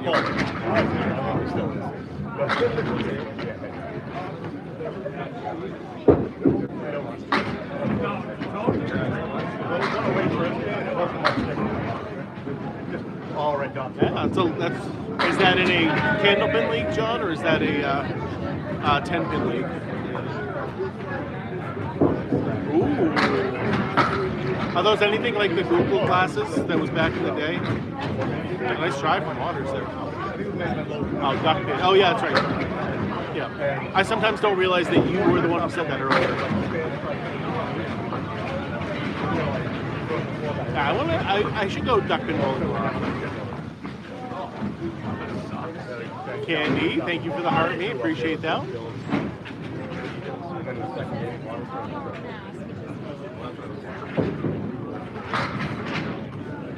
He had a 49. Justin Waters, great ball. Big split. I wonder how well would that work for live streaming? Not even close, Kelly. No. Every single one of these guys, this is a hobby for everybody. Even the best bowlers in the game are not making a living doing this. This is a hobby. It's there for fun.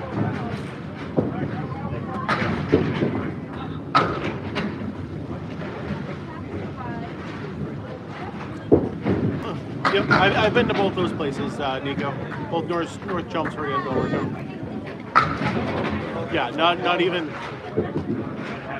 No, there's no living to be made from actually bowling. I think I make more money streaming than they do actually bowling and winning tournaments.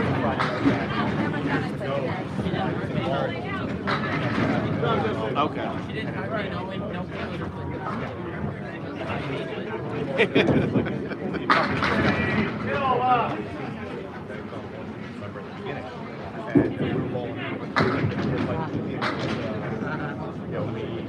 Danny Harris, can he make the 17?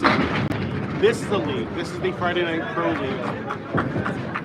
So it's a travel league.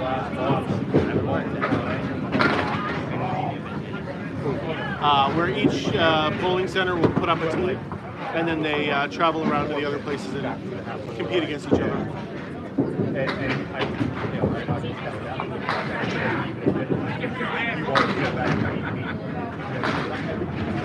Yeah, Nico, that's exactly why. There's not enough money. And all the money comes from the bowlers themselves rather than sponsorships. If Candlepin Bowling had more sponsors, the money would be better. But it just doesn't have, there's not many sponsors at all. Yeah, kind of. I guess you could say it's kind of like that.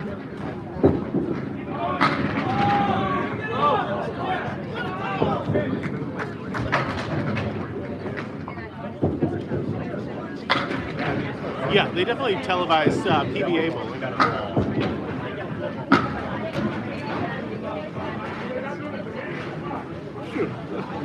That happens all the time here, John. It's not as common in Duckman, and here you could hit just the 1-5, just the 1-2, just the 1-3. It's ugly when it happens.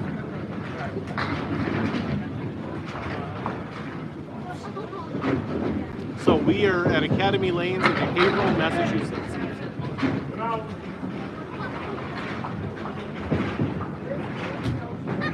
I didn't know that, Nico. That is good to know. There was a Candlepin for Kids local TV show that was also going on for a while. COVID killed all that off.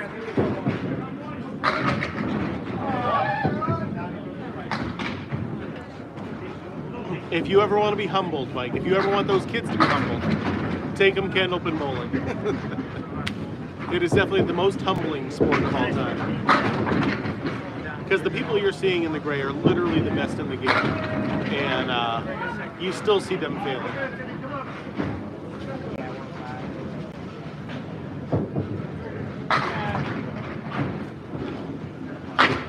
Oh, Daly getting the spare. You are a jerk. You are a jerk, dude.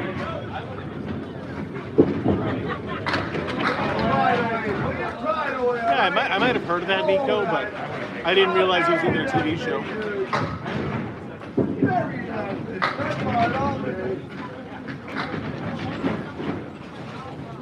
The cheater himself, Josh Daly. Is there an official association in Candlepin? Yes, there is the ICDA, that is the International Candlepin Bowling Association. There's the MBA, the Massachusetts Bowling Association, but it is not like it is intended.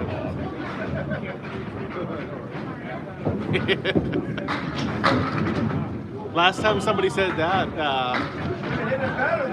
league, you know, he threw 4 strikes in a row. So.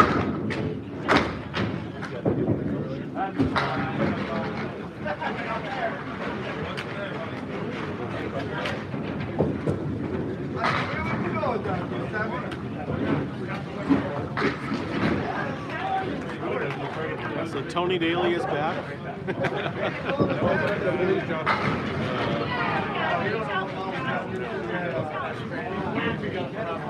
This is the last game of the night, that is correct.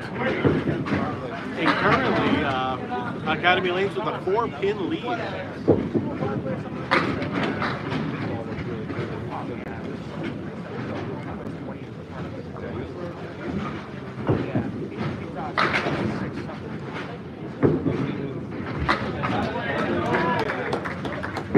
Yeah, Max tried to get on that kid's show, but did not. His girlfriend at the time did. When are you going pro? Whenever I get invited. But no, I'm still not good enough yet to be bowling with these guys Westy.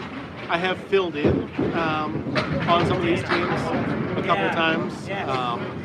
Whenever they have somebody sick or somebody can't make it for whatever reason, I have definitely filled in. I am good enough to fill in, and I can compete with these guys. But there's just so many other better bowlers out there than me. Yep. This year it was only one time, Nico. Last year, the past couple of years, I filled in like probably 10 times. Yeah, I was in the once-a-month pro league at Exeter Lanes for a little while, also.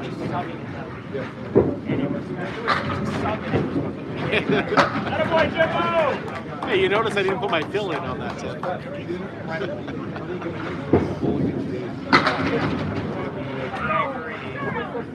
My highest game was a 164. Did it a couple of years ago. I would really, really like to beat it sometime soon. I'm feeling good though right now with my bowling. Like I feel like I'm going to be throwing something real good coming up soon.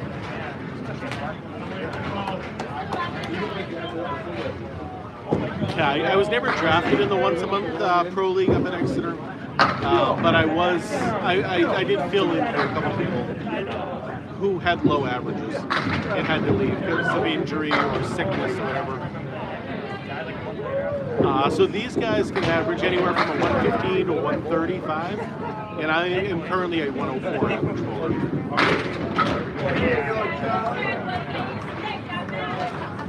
So, I mean, I can bowl, you know, a 120 game here and there, but then I can also bowl an 80 game every once in a while.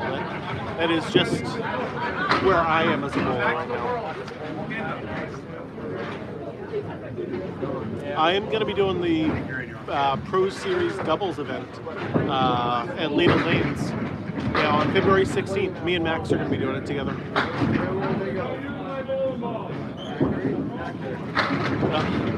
No, I don't do 70s anymore, Lee.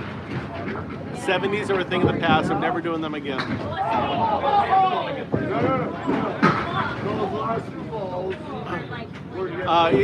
Kelly, it's mostly how many bowlers are on a team.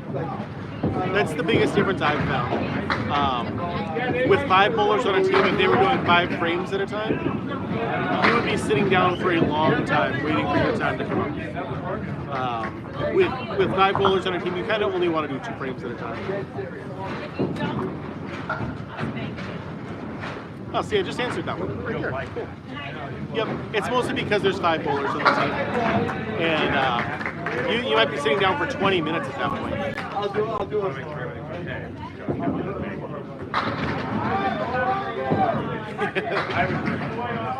Yeah, Nico, they were asking on my TikTok about how my averages go. And one guy said, once in a while I bowl a 78. And I'm not bowling a 78 ever again. Famous last words. Famous last words. Yeah, with 4 on the team, they can go either way. So it's questionable which way you want to go with that.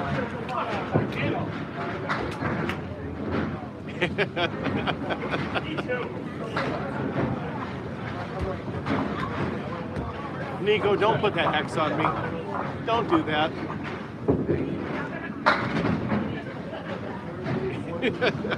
All right, sounds good. We'll go to families next time you come up here. Just trying to make the highlight reel with that kind of shot. Trying. It would have been nice. You're bowling good though. I feel like I'm bowling great. I feel really good right now.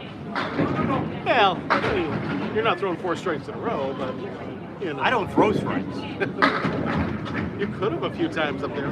Exactly, that's my point. I walked off and I told Justin Waters, I was like, if my name was Justin Waters, that would have been a double that trip. There you go, Rio. You know, 5'7" and a wiggly 8-pin. You just gotta scare him more.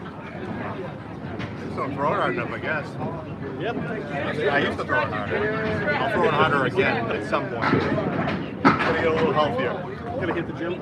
I gotta get a little healthier. I got a big sciatic thing going on right now. That's why you barely see me on Tuesday nights. Okay. Because it's been bad. But it's getting better. The 2 at a time definitely helps. The 5 at a time, just being on my feet that long starts to act up. So where I can sit down in between, it really helps. But starting to lose some weight too, so that is nice. Once I do that, once that gets more under control, put a little more muscle on and be a little freer with the arm swing and not like force it to get where I want it to go. And I'd say by the men's worlds in November this year, I'll probably be throwing, 2, 3, 4 miles an hour faster. Nice. I like that. I like the sound of it. Which hopefully, if I can keep the accuracy, that turns into 3 or 4 more pins on your average, because you do get that extra break up. The 5.7s and 9-drop or strike, one extra mark here or there, or a little more on a fill or whatever. Shots like that? Yeah. I mean, if you just make it, it goes. That's true.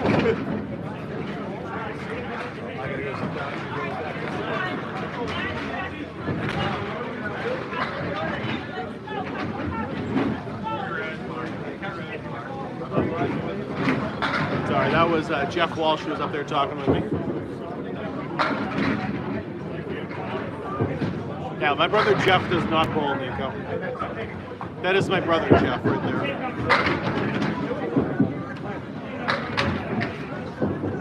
I don't know if Jeff's ever thrown a strike.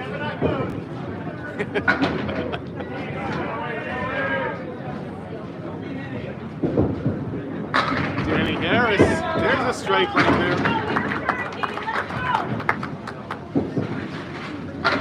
Okay, you have thrown a strike, okay.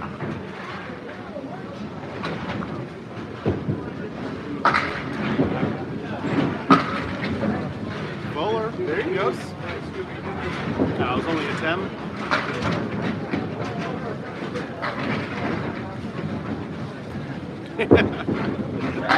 Has nothing to do with me. These guys are just that good. Danny Harris is a fantastic bowler. It is raining right now, and it's going to ice up as soon as. Is it snowing now? Oh, yeah, that is definitely snowing out there right now. Yeah, it was raining, and now it's turning into snow. So the roads are going to be ice the whole ride home. I'm not looking forward to that at all.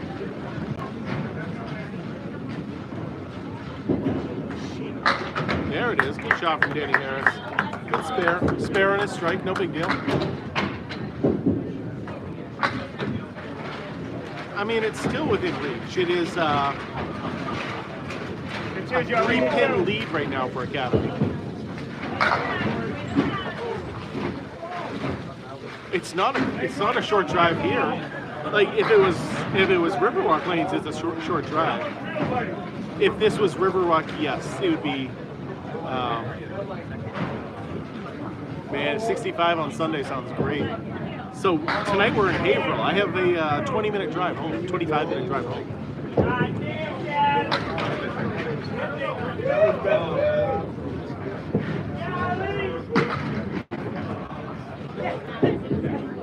Jeff, we should go sometime. Put some weight on it. Gotta love the comments. Ooh.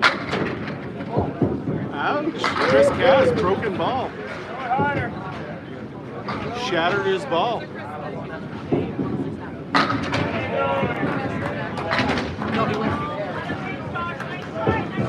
I'll be fine. I drive for a living, so I'm not super worried about it, but I also don't like driving in snow and ice, but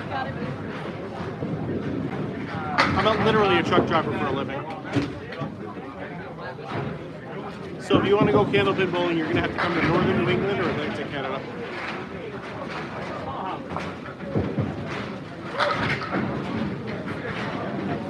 Yeah, a grocery store from my house is, again, I have, back in my healthier days when I was a runner and a jogger,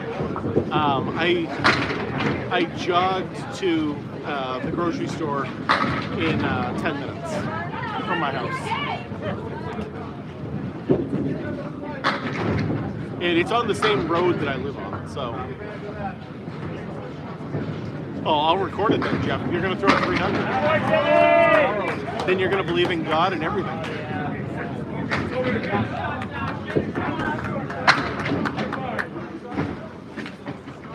We are also in the States, Frankie. This is Academy Lanes in Haverhill, Massachusetts.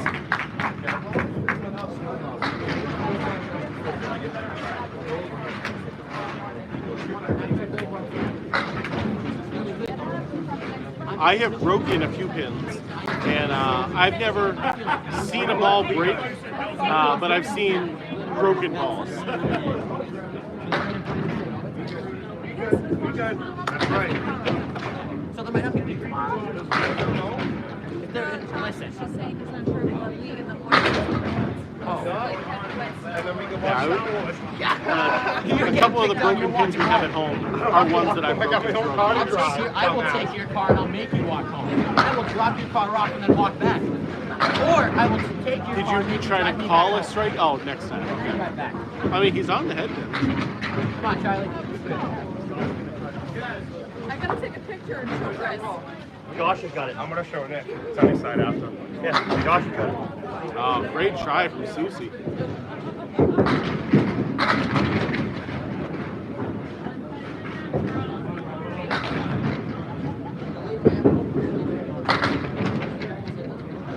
Okay. calling a strike right there. Ted McNabb is for Charlie Collins. Let's see if he can do it. Put it on the board, says Ted McNabb.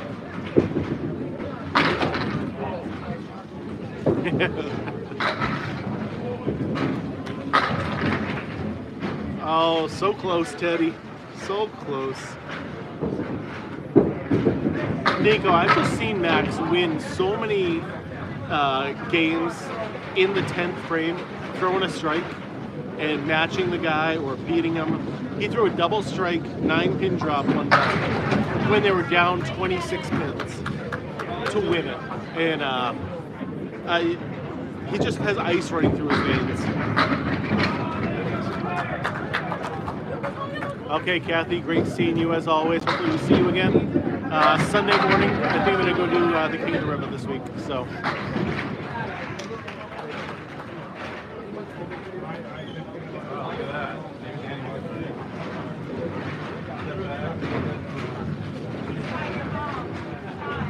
It's funny, all the videos that I think are going to do really well generally are just like okay videos.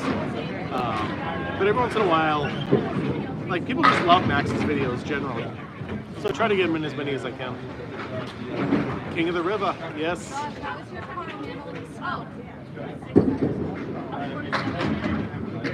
Yeah, should be doing that on Sunday morning. Because I'm feeling good right now, so I want to be bowling more.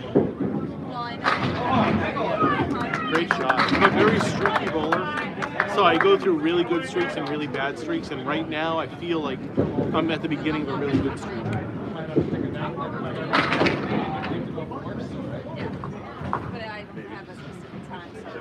Yeah, Frankie, Candlepin bowling is the only kind of bowling where you get to use the fallen pins to make your spares and your tens. That's okay, Lee. You're allowed to take a day off here and there. No, Steph, this is not Deadwood. This is called Candlepin bowling, and it is the best kind of bowling there is. Candlepin bowling is a very regional form, founded almost exclusively in northern New England and in Canada.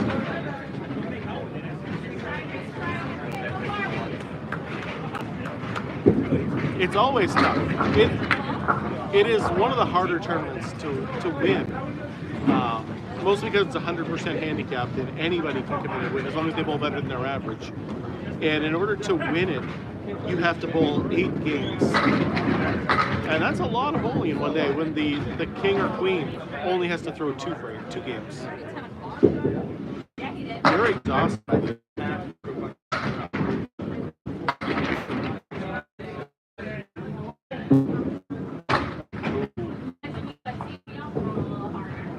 No good there from Nick Norcross.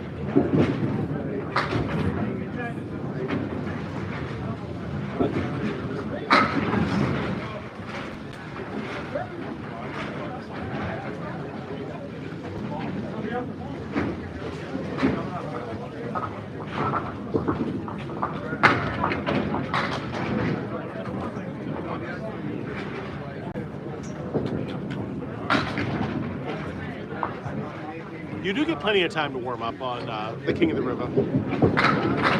But still, they are very loose and you are cold.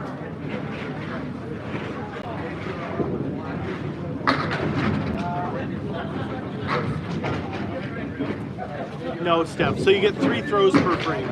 Your first ball is still a strike. Your second ball is still a spare, just like in 10-pin bowling. Your third ball is just total pinfall only. So if you knock them all down your third throw, it's just a 10.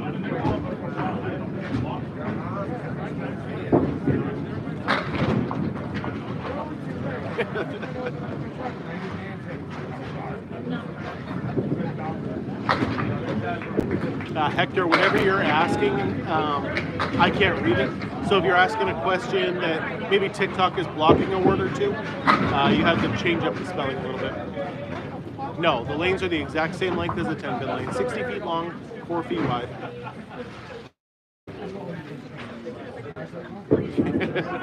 My Wi-Fi yet? I'm sorry, Jeff.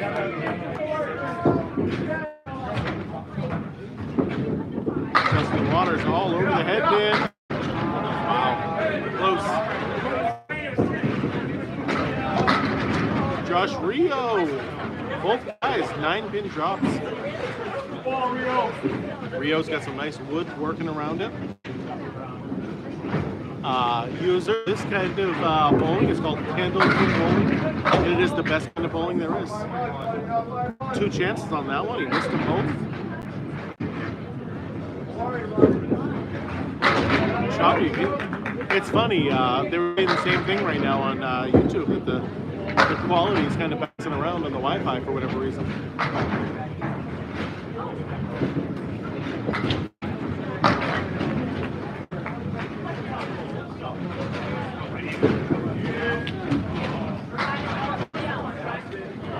Man, I forget who you were calling Uncle Junior before.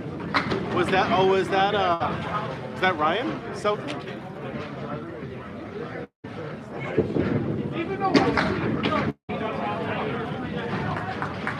Yeah, that's a good match over there. 6 spins right now between Lafayette and Academy too. Oh, C minus, no. No, C is on a pro team, but he is bowling in a different alley right now. Can't wait to get some Gary content.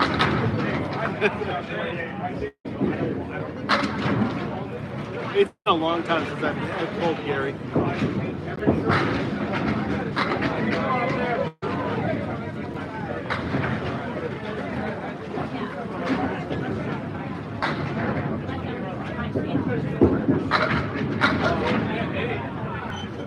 Harris, strike. 1, 2, 3, 4 marks in a row now for Danny Harris. Yeah, Danny Harris is a fantastic bowler at 6. One of the top 3 bowlers in the game.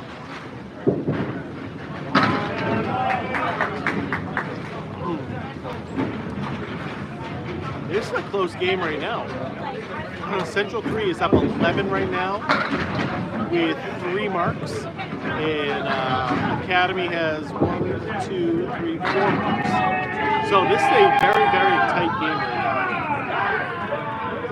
now between these two.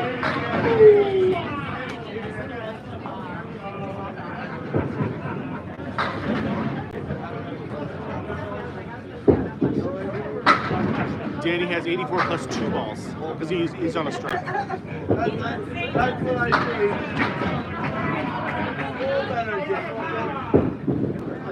see. If you ever want to be humbled, Frankie, come down and try Candlepin bowling. It is a very, very difficult game.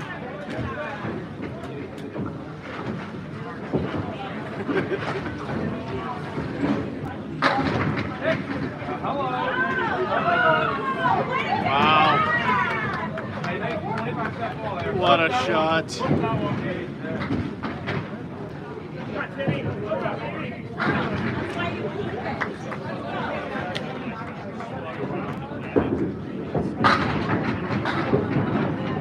I think Josh must have heard Lee talking about the Tony Daly.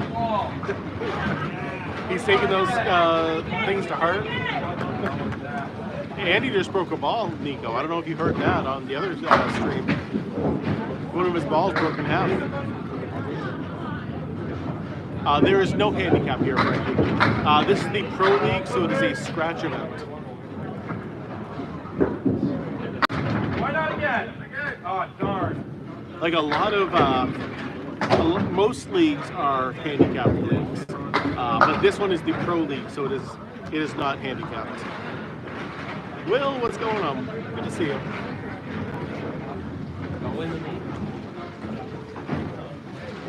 Oh, Moose Daly.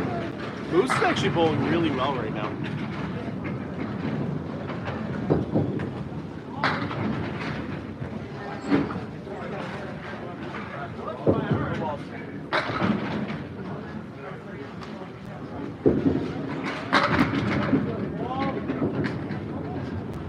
In this game, the real skill is in your second, your third shots. It's learning how to use the wood to your advantage. It's making it's the accuracy in hitting those single pins. If I could hit a single pin every single time, I would be such a better bowler than I am now. How are the teams chosen? Each team has a captain. and they hold the captaincy until they don't want it anymore, and they pick their teams. Yeah, you probably saw Charles's TikTok. Yeah. There's no balls coming back, so they gotta wait. See, they're all coming right now.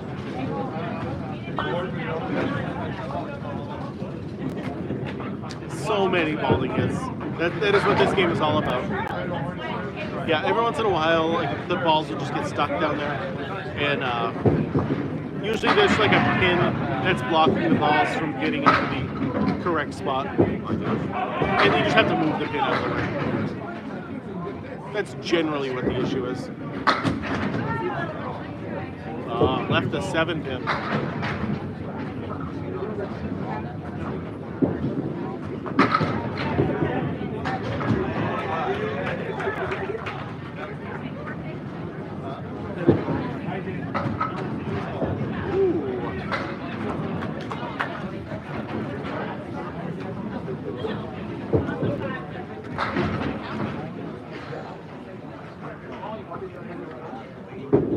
I don't know what the hold up is right now. There you go. So good 10 there for Daly. 104. Right now, Central is up 27. It was just 11 just a second ago, but Josh doing Josh things.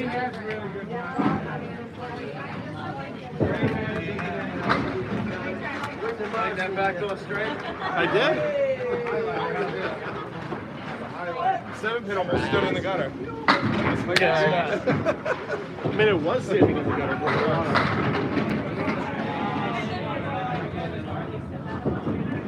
Yeah, Jess, this is the only kind of bowling where you actually get to use the fallen pins to make your spares in your tens. And it makes an interesting dynamic that you don't get in any other form of bowling. You're the one with the 97. Oh, right. Okay, that is probably what it was. There was wood rolling. That makes a lot of sense. Thank you, Eddie. South of the border. South of the border. In 10 pin, you couldn't do it well. So the ball is much heavier in 10 pin than the pins, and it would actually break the pins. Our pins are very, very solid and weigh more than the balls. So they can take the hits and be fine. A 10 pin ball would break very, very often if a ball was hitting it over and over again like that. He has not enjoyed Academy lanes recently. Charlie has had a lot of trouble. You know who was it?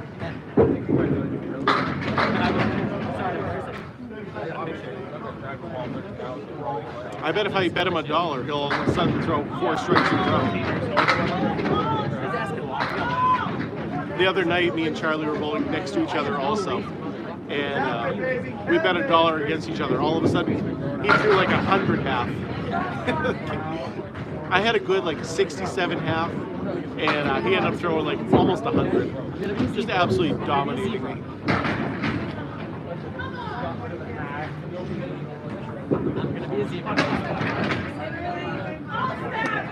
You're right. Count that spare already.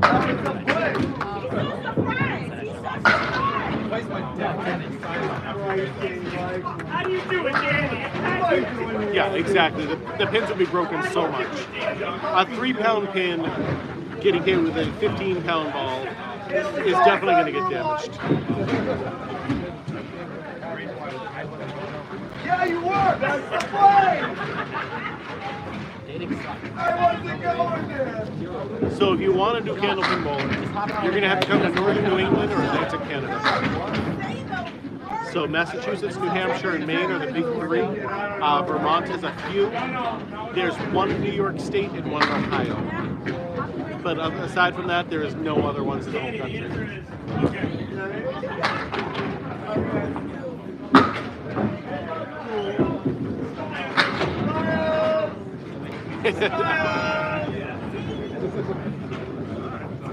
Yes, New Englanders, especially people from the Massachusetts area, are very, very loud.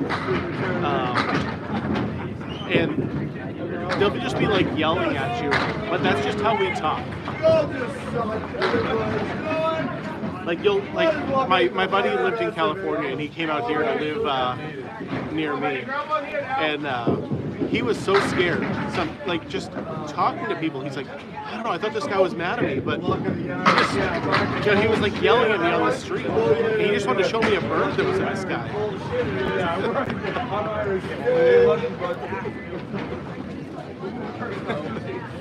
We're in Ohio, outside of Cincinnati, at the Wyoming Civic Center.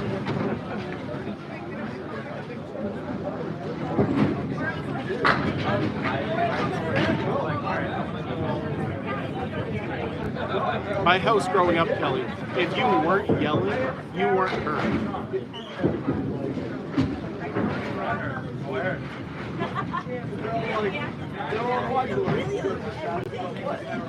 I'm actually very grateful that they don't play music right now, Daniel, because when I do the replays of this, I don't have to worry about getting flagged for any music rights or anything like that. We're in New York, Albany, New York, Apex Gaming. It's called.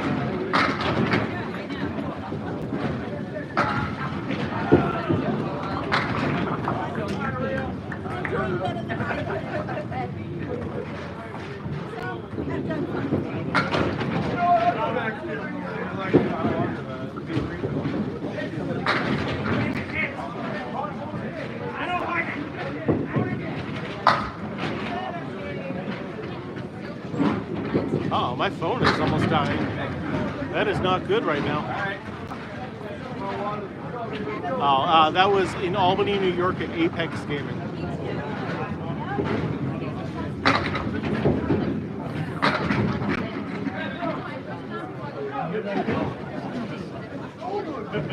Yeah, no problem.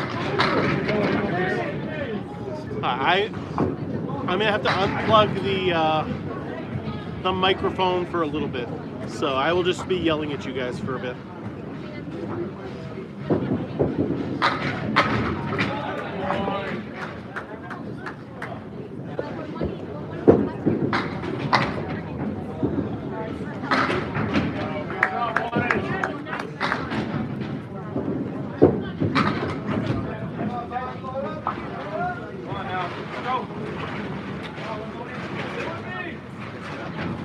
Hello, Shifty.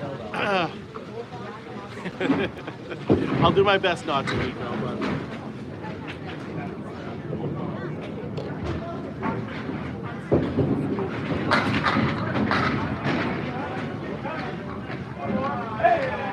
Hey, there we go. Rio with a nice strike right there. Yep. Apex Gaming, Albany, New York. Well, you guys don't have a microphone at all going on YouTube. What's going on from Detroit? Good seeing you.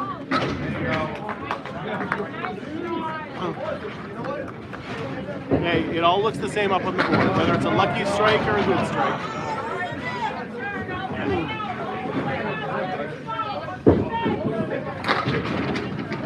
Yeah, TikTok, I have like a special microphone that I use, and it makes it sound a little bit better. You like this sound better, huh?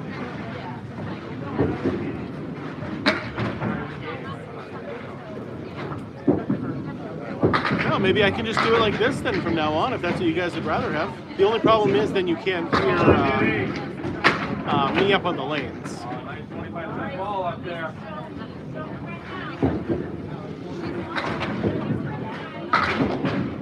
I've been doing this my whole life. Competitively, I've been doing it since about 2019, I would say.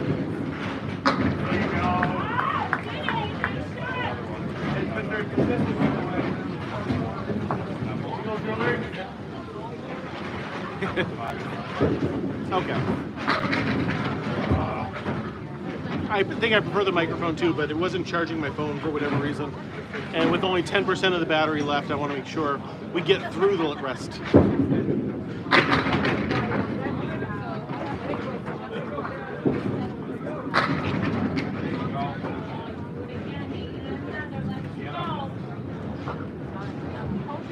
Okay, Michael. Thank you.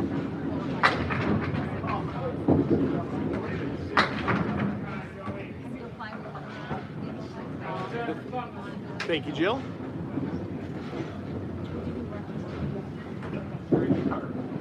Sarah, there was your chance, Sarah, and you missed it. Oh no, Jill got him first.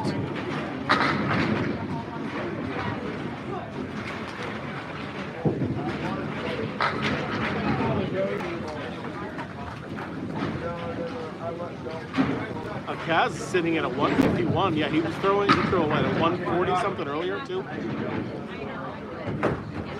Great bowling from Chris Kaz. Keeping them in it. 5 pins down for Chris Kaz, as long as he oh, misses the head pin. Back. This game is basically over at this point. 41 pin difference right now.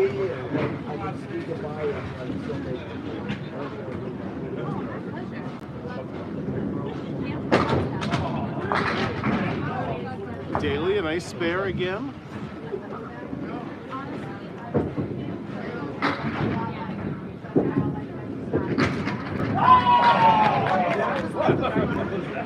Corey's saying, who's Josh who? Come on, I can get my spares.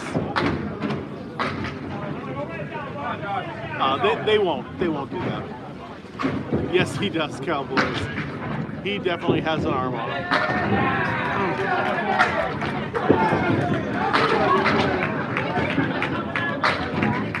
I don't know, Jalbert just made that spare. Exactly.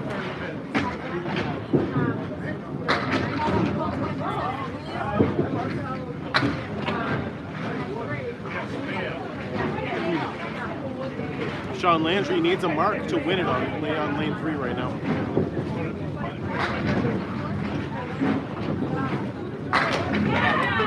Give me some more time, Ted. I'm working on it, okay?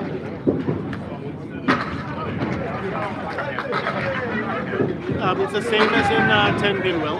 If you strike on your first shot, you get 2 more balls out of your next frame.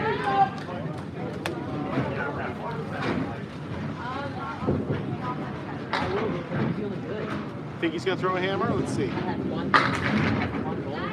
I mean, he definitely could have been, but 8 pins, so 138 for Josh Daly.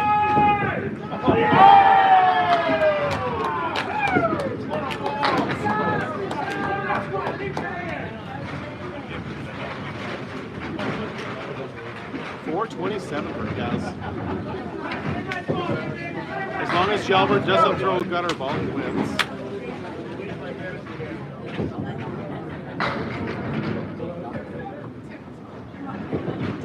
Lex Swan, Harvey. Thank you.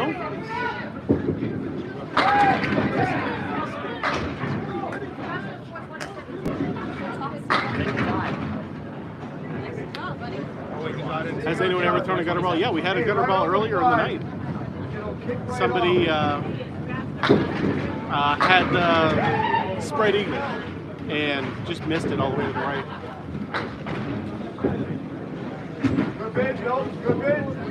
Hey, same spot, right in the 5. You should bowl again, absolutely. I asked Teddy about that recently, and he didn't know the exact number. I think he had to go look it up. Kara, how are you? Josh Daly also had a 427, Nico.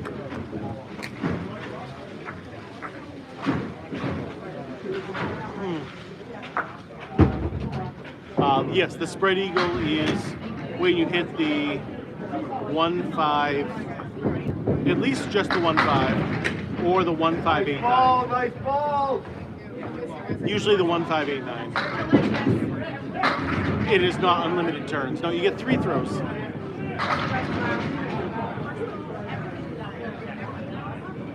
First ball still a strike, second ball still a spare, third throw is total pin ball.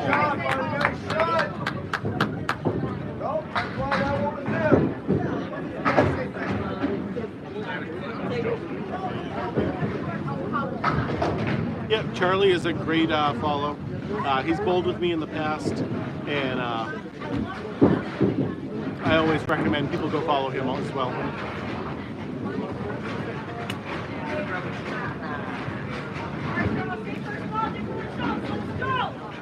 Central 3 should be taking all 8 points tonight.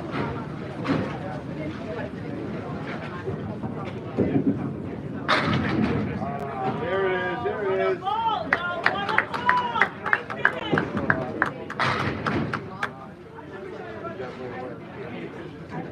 A 40-pin lead in the game. 46 pin right now. That was close over there. Yeah, it was. Good match. Let's do a 370 something. So Nice. I can't complain. Wow. That's crazy. Good for you. See you, JT. JT must not have bowled very well, since he didn't want to talk to me for a minute.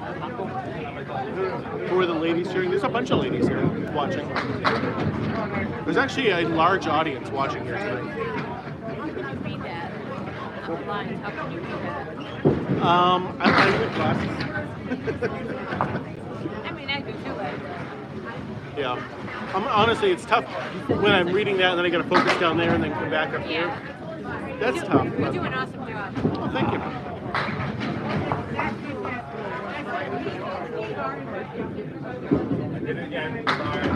He's not sorry. He's not sorry at all.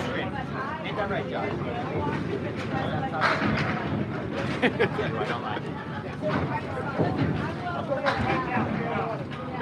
Yeah, he. That's what makes this team so scary is that, you know, Josh Daly can lead off on it, and it's just a normal thing.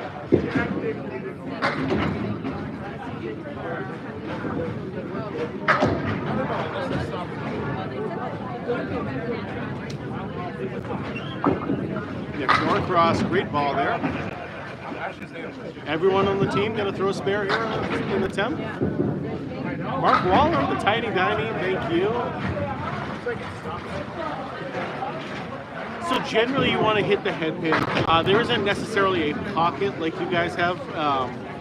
Generally you want to hit the head pin off to the side a little bit, and then make your spares in your 10th. This is not a strike game.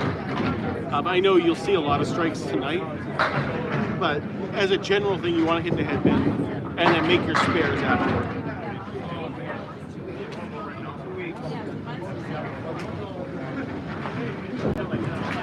That is Danny Harris. He is not on TikTok. No. I'm on TikTok. Charlie Collins is on TikTok at Charles. Josh Daly is on TikTok. That's all I know.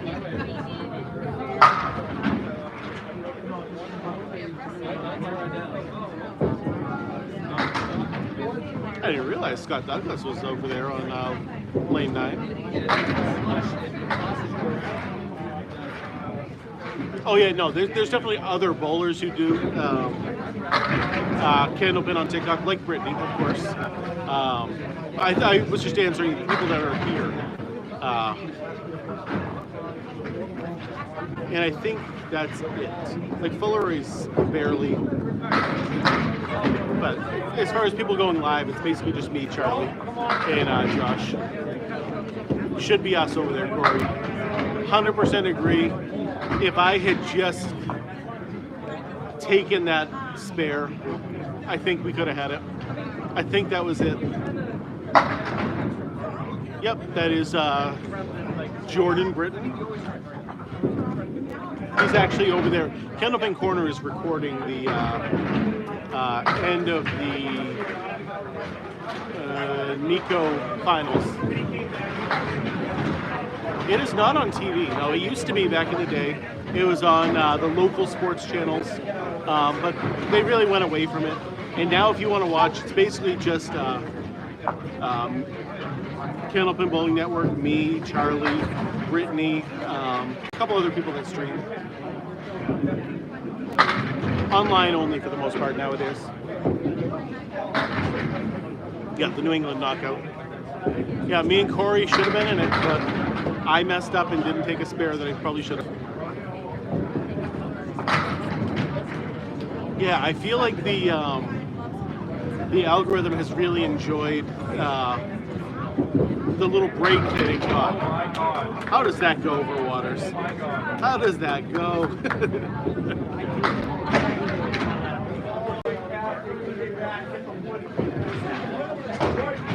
I know either one of us could look at it and pick, you know, oh, I didn't hit this one, I didn't hit that one, but would we lose by 2 pins or something? Yeah, I still should have beaten him. I still should have beaten him. And I'll be taking 40% off. Yeah, I broke, yeah, 1 pin. Yeah, exactly. I've broken a couple pins. Yeah, pins break. They are very sturdy, but they do break over time. Candlepins generally last about 15 years. I'm going to give you a bunch of points then. Actually, no, Josh, you do own something. There is a lot of snow outside right now.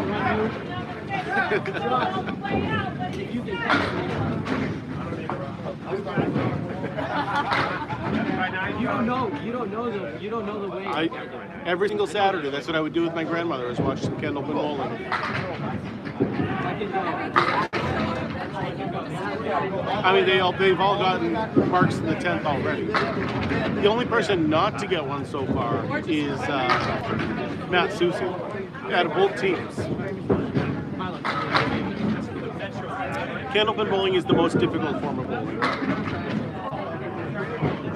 It is definitely the lowest scoring form of bowling. That was a close match. Well, it's fun to watch. Well, we had a 4-bagger. Put up a good fight. But it's been very one-sided. Very, very one-sided. Yes. Yeah, 7, 10, and 7. That's crazy. Yeah, looked good from over here. Nice strike to finish. Yeah. If you had just thrown a gutter ball, you would have had it. But in one film, we might have won. And well, we don't look at that, you know. Yes.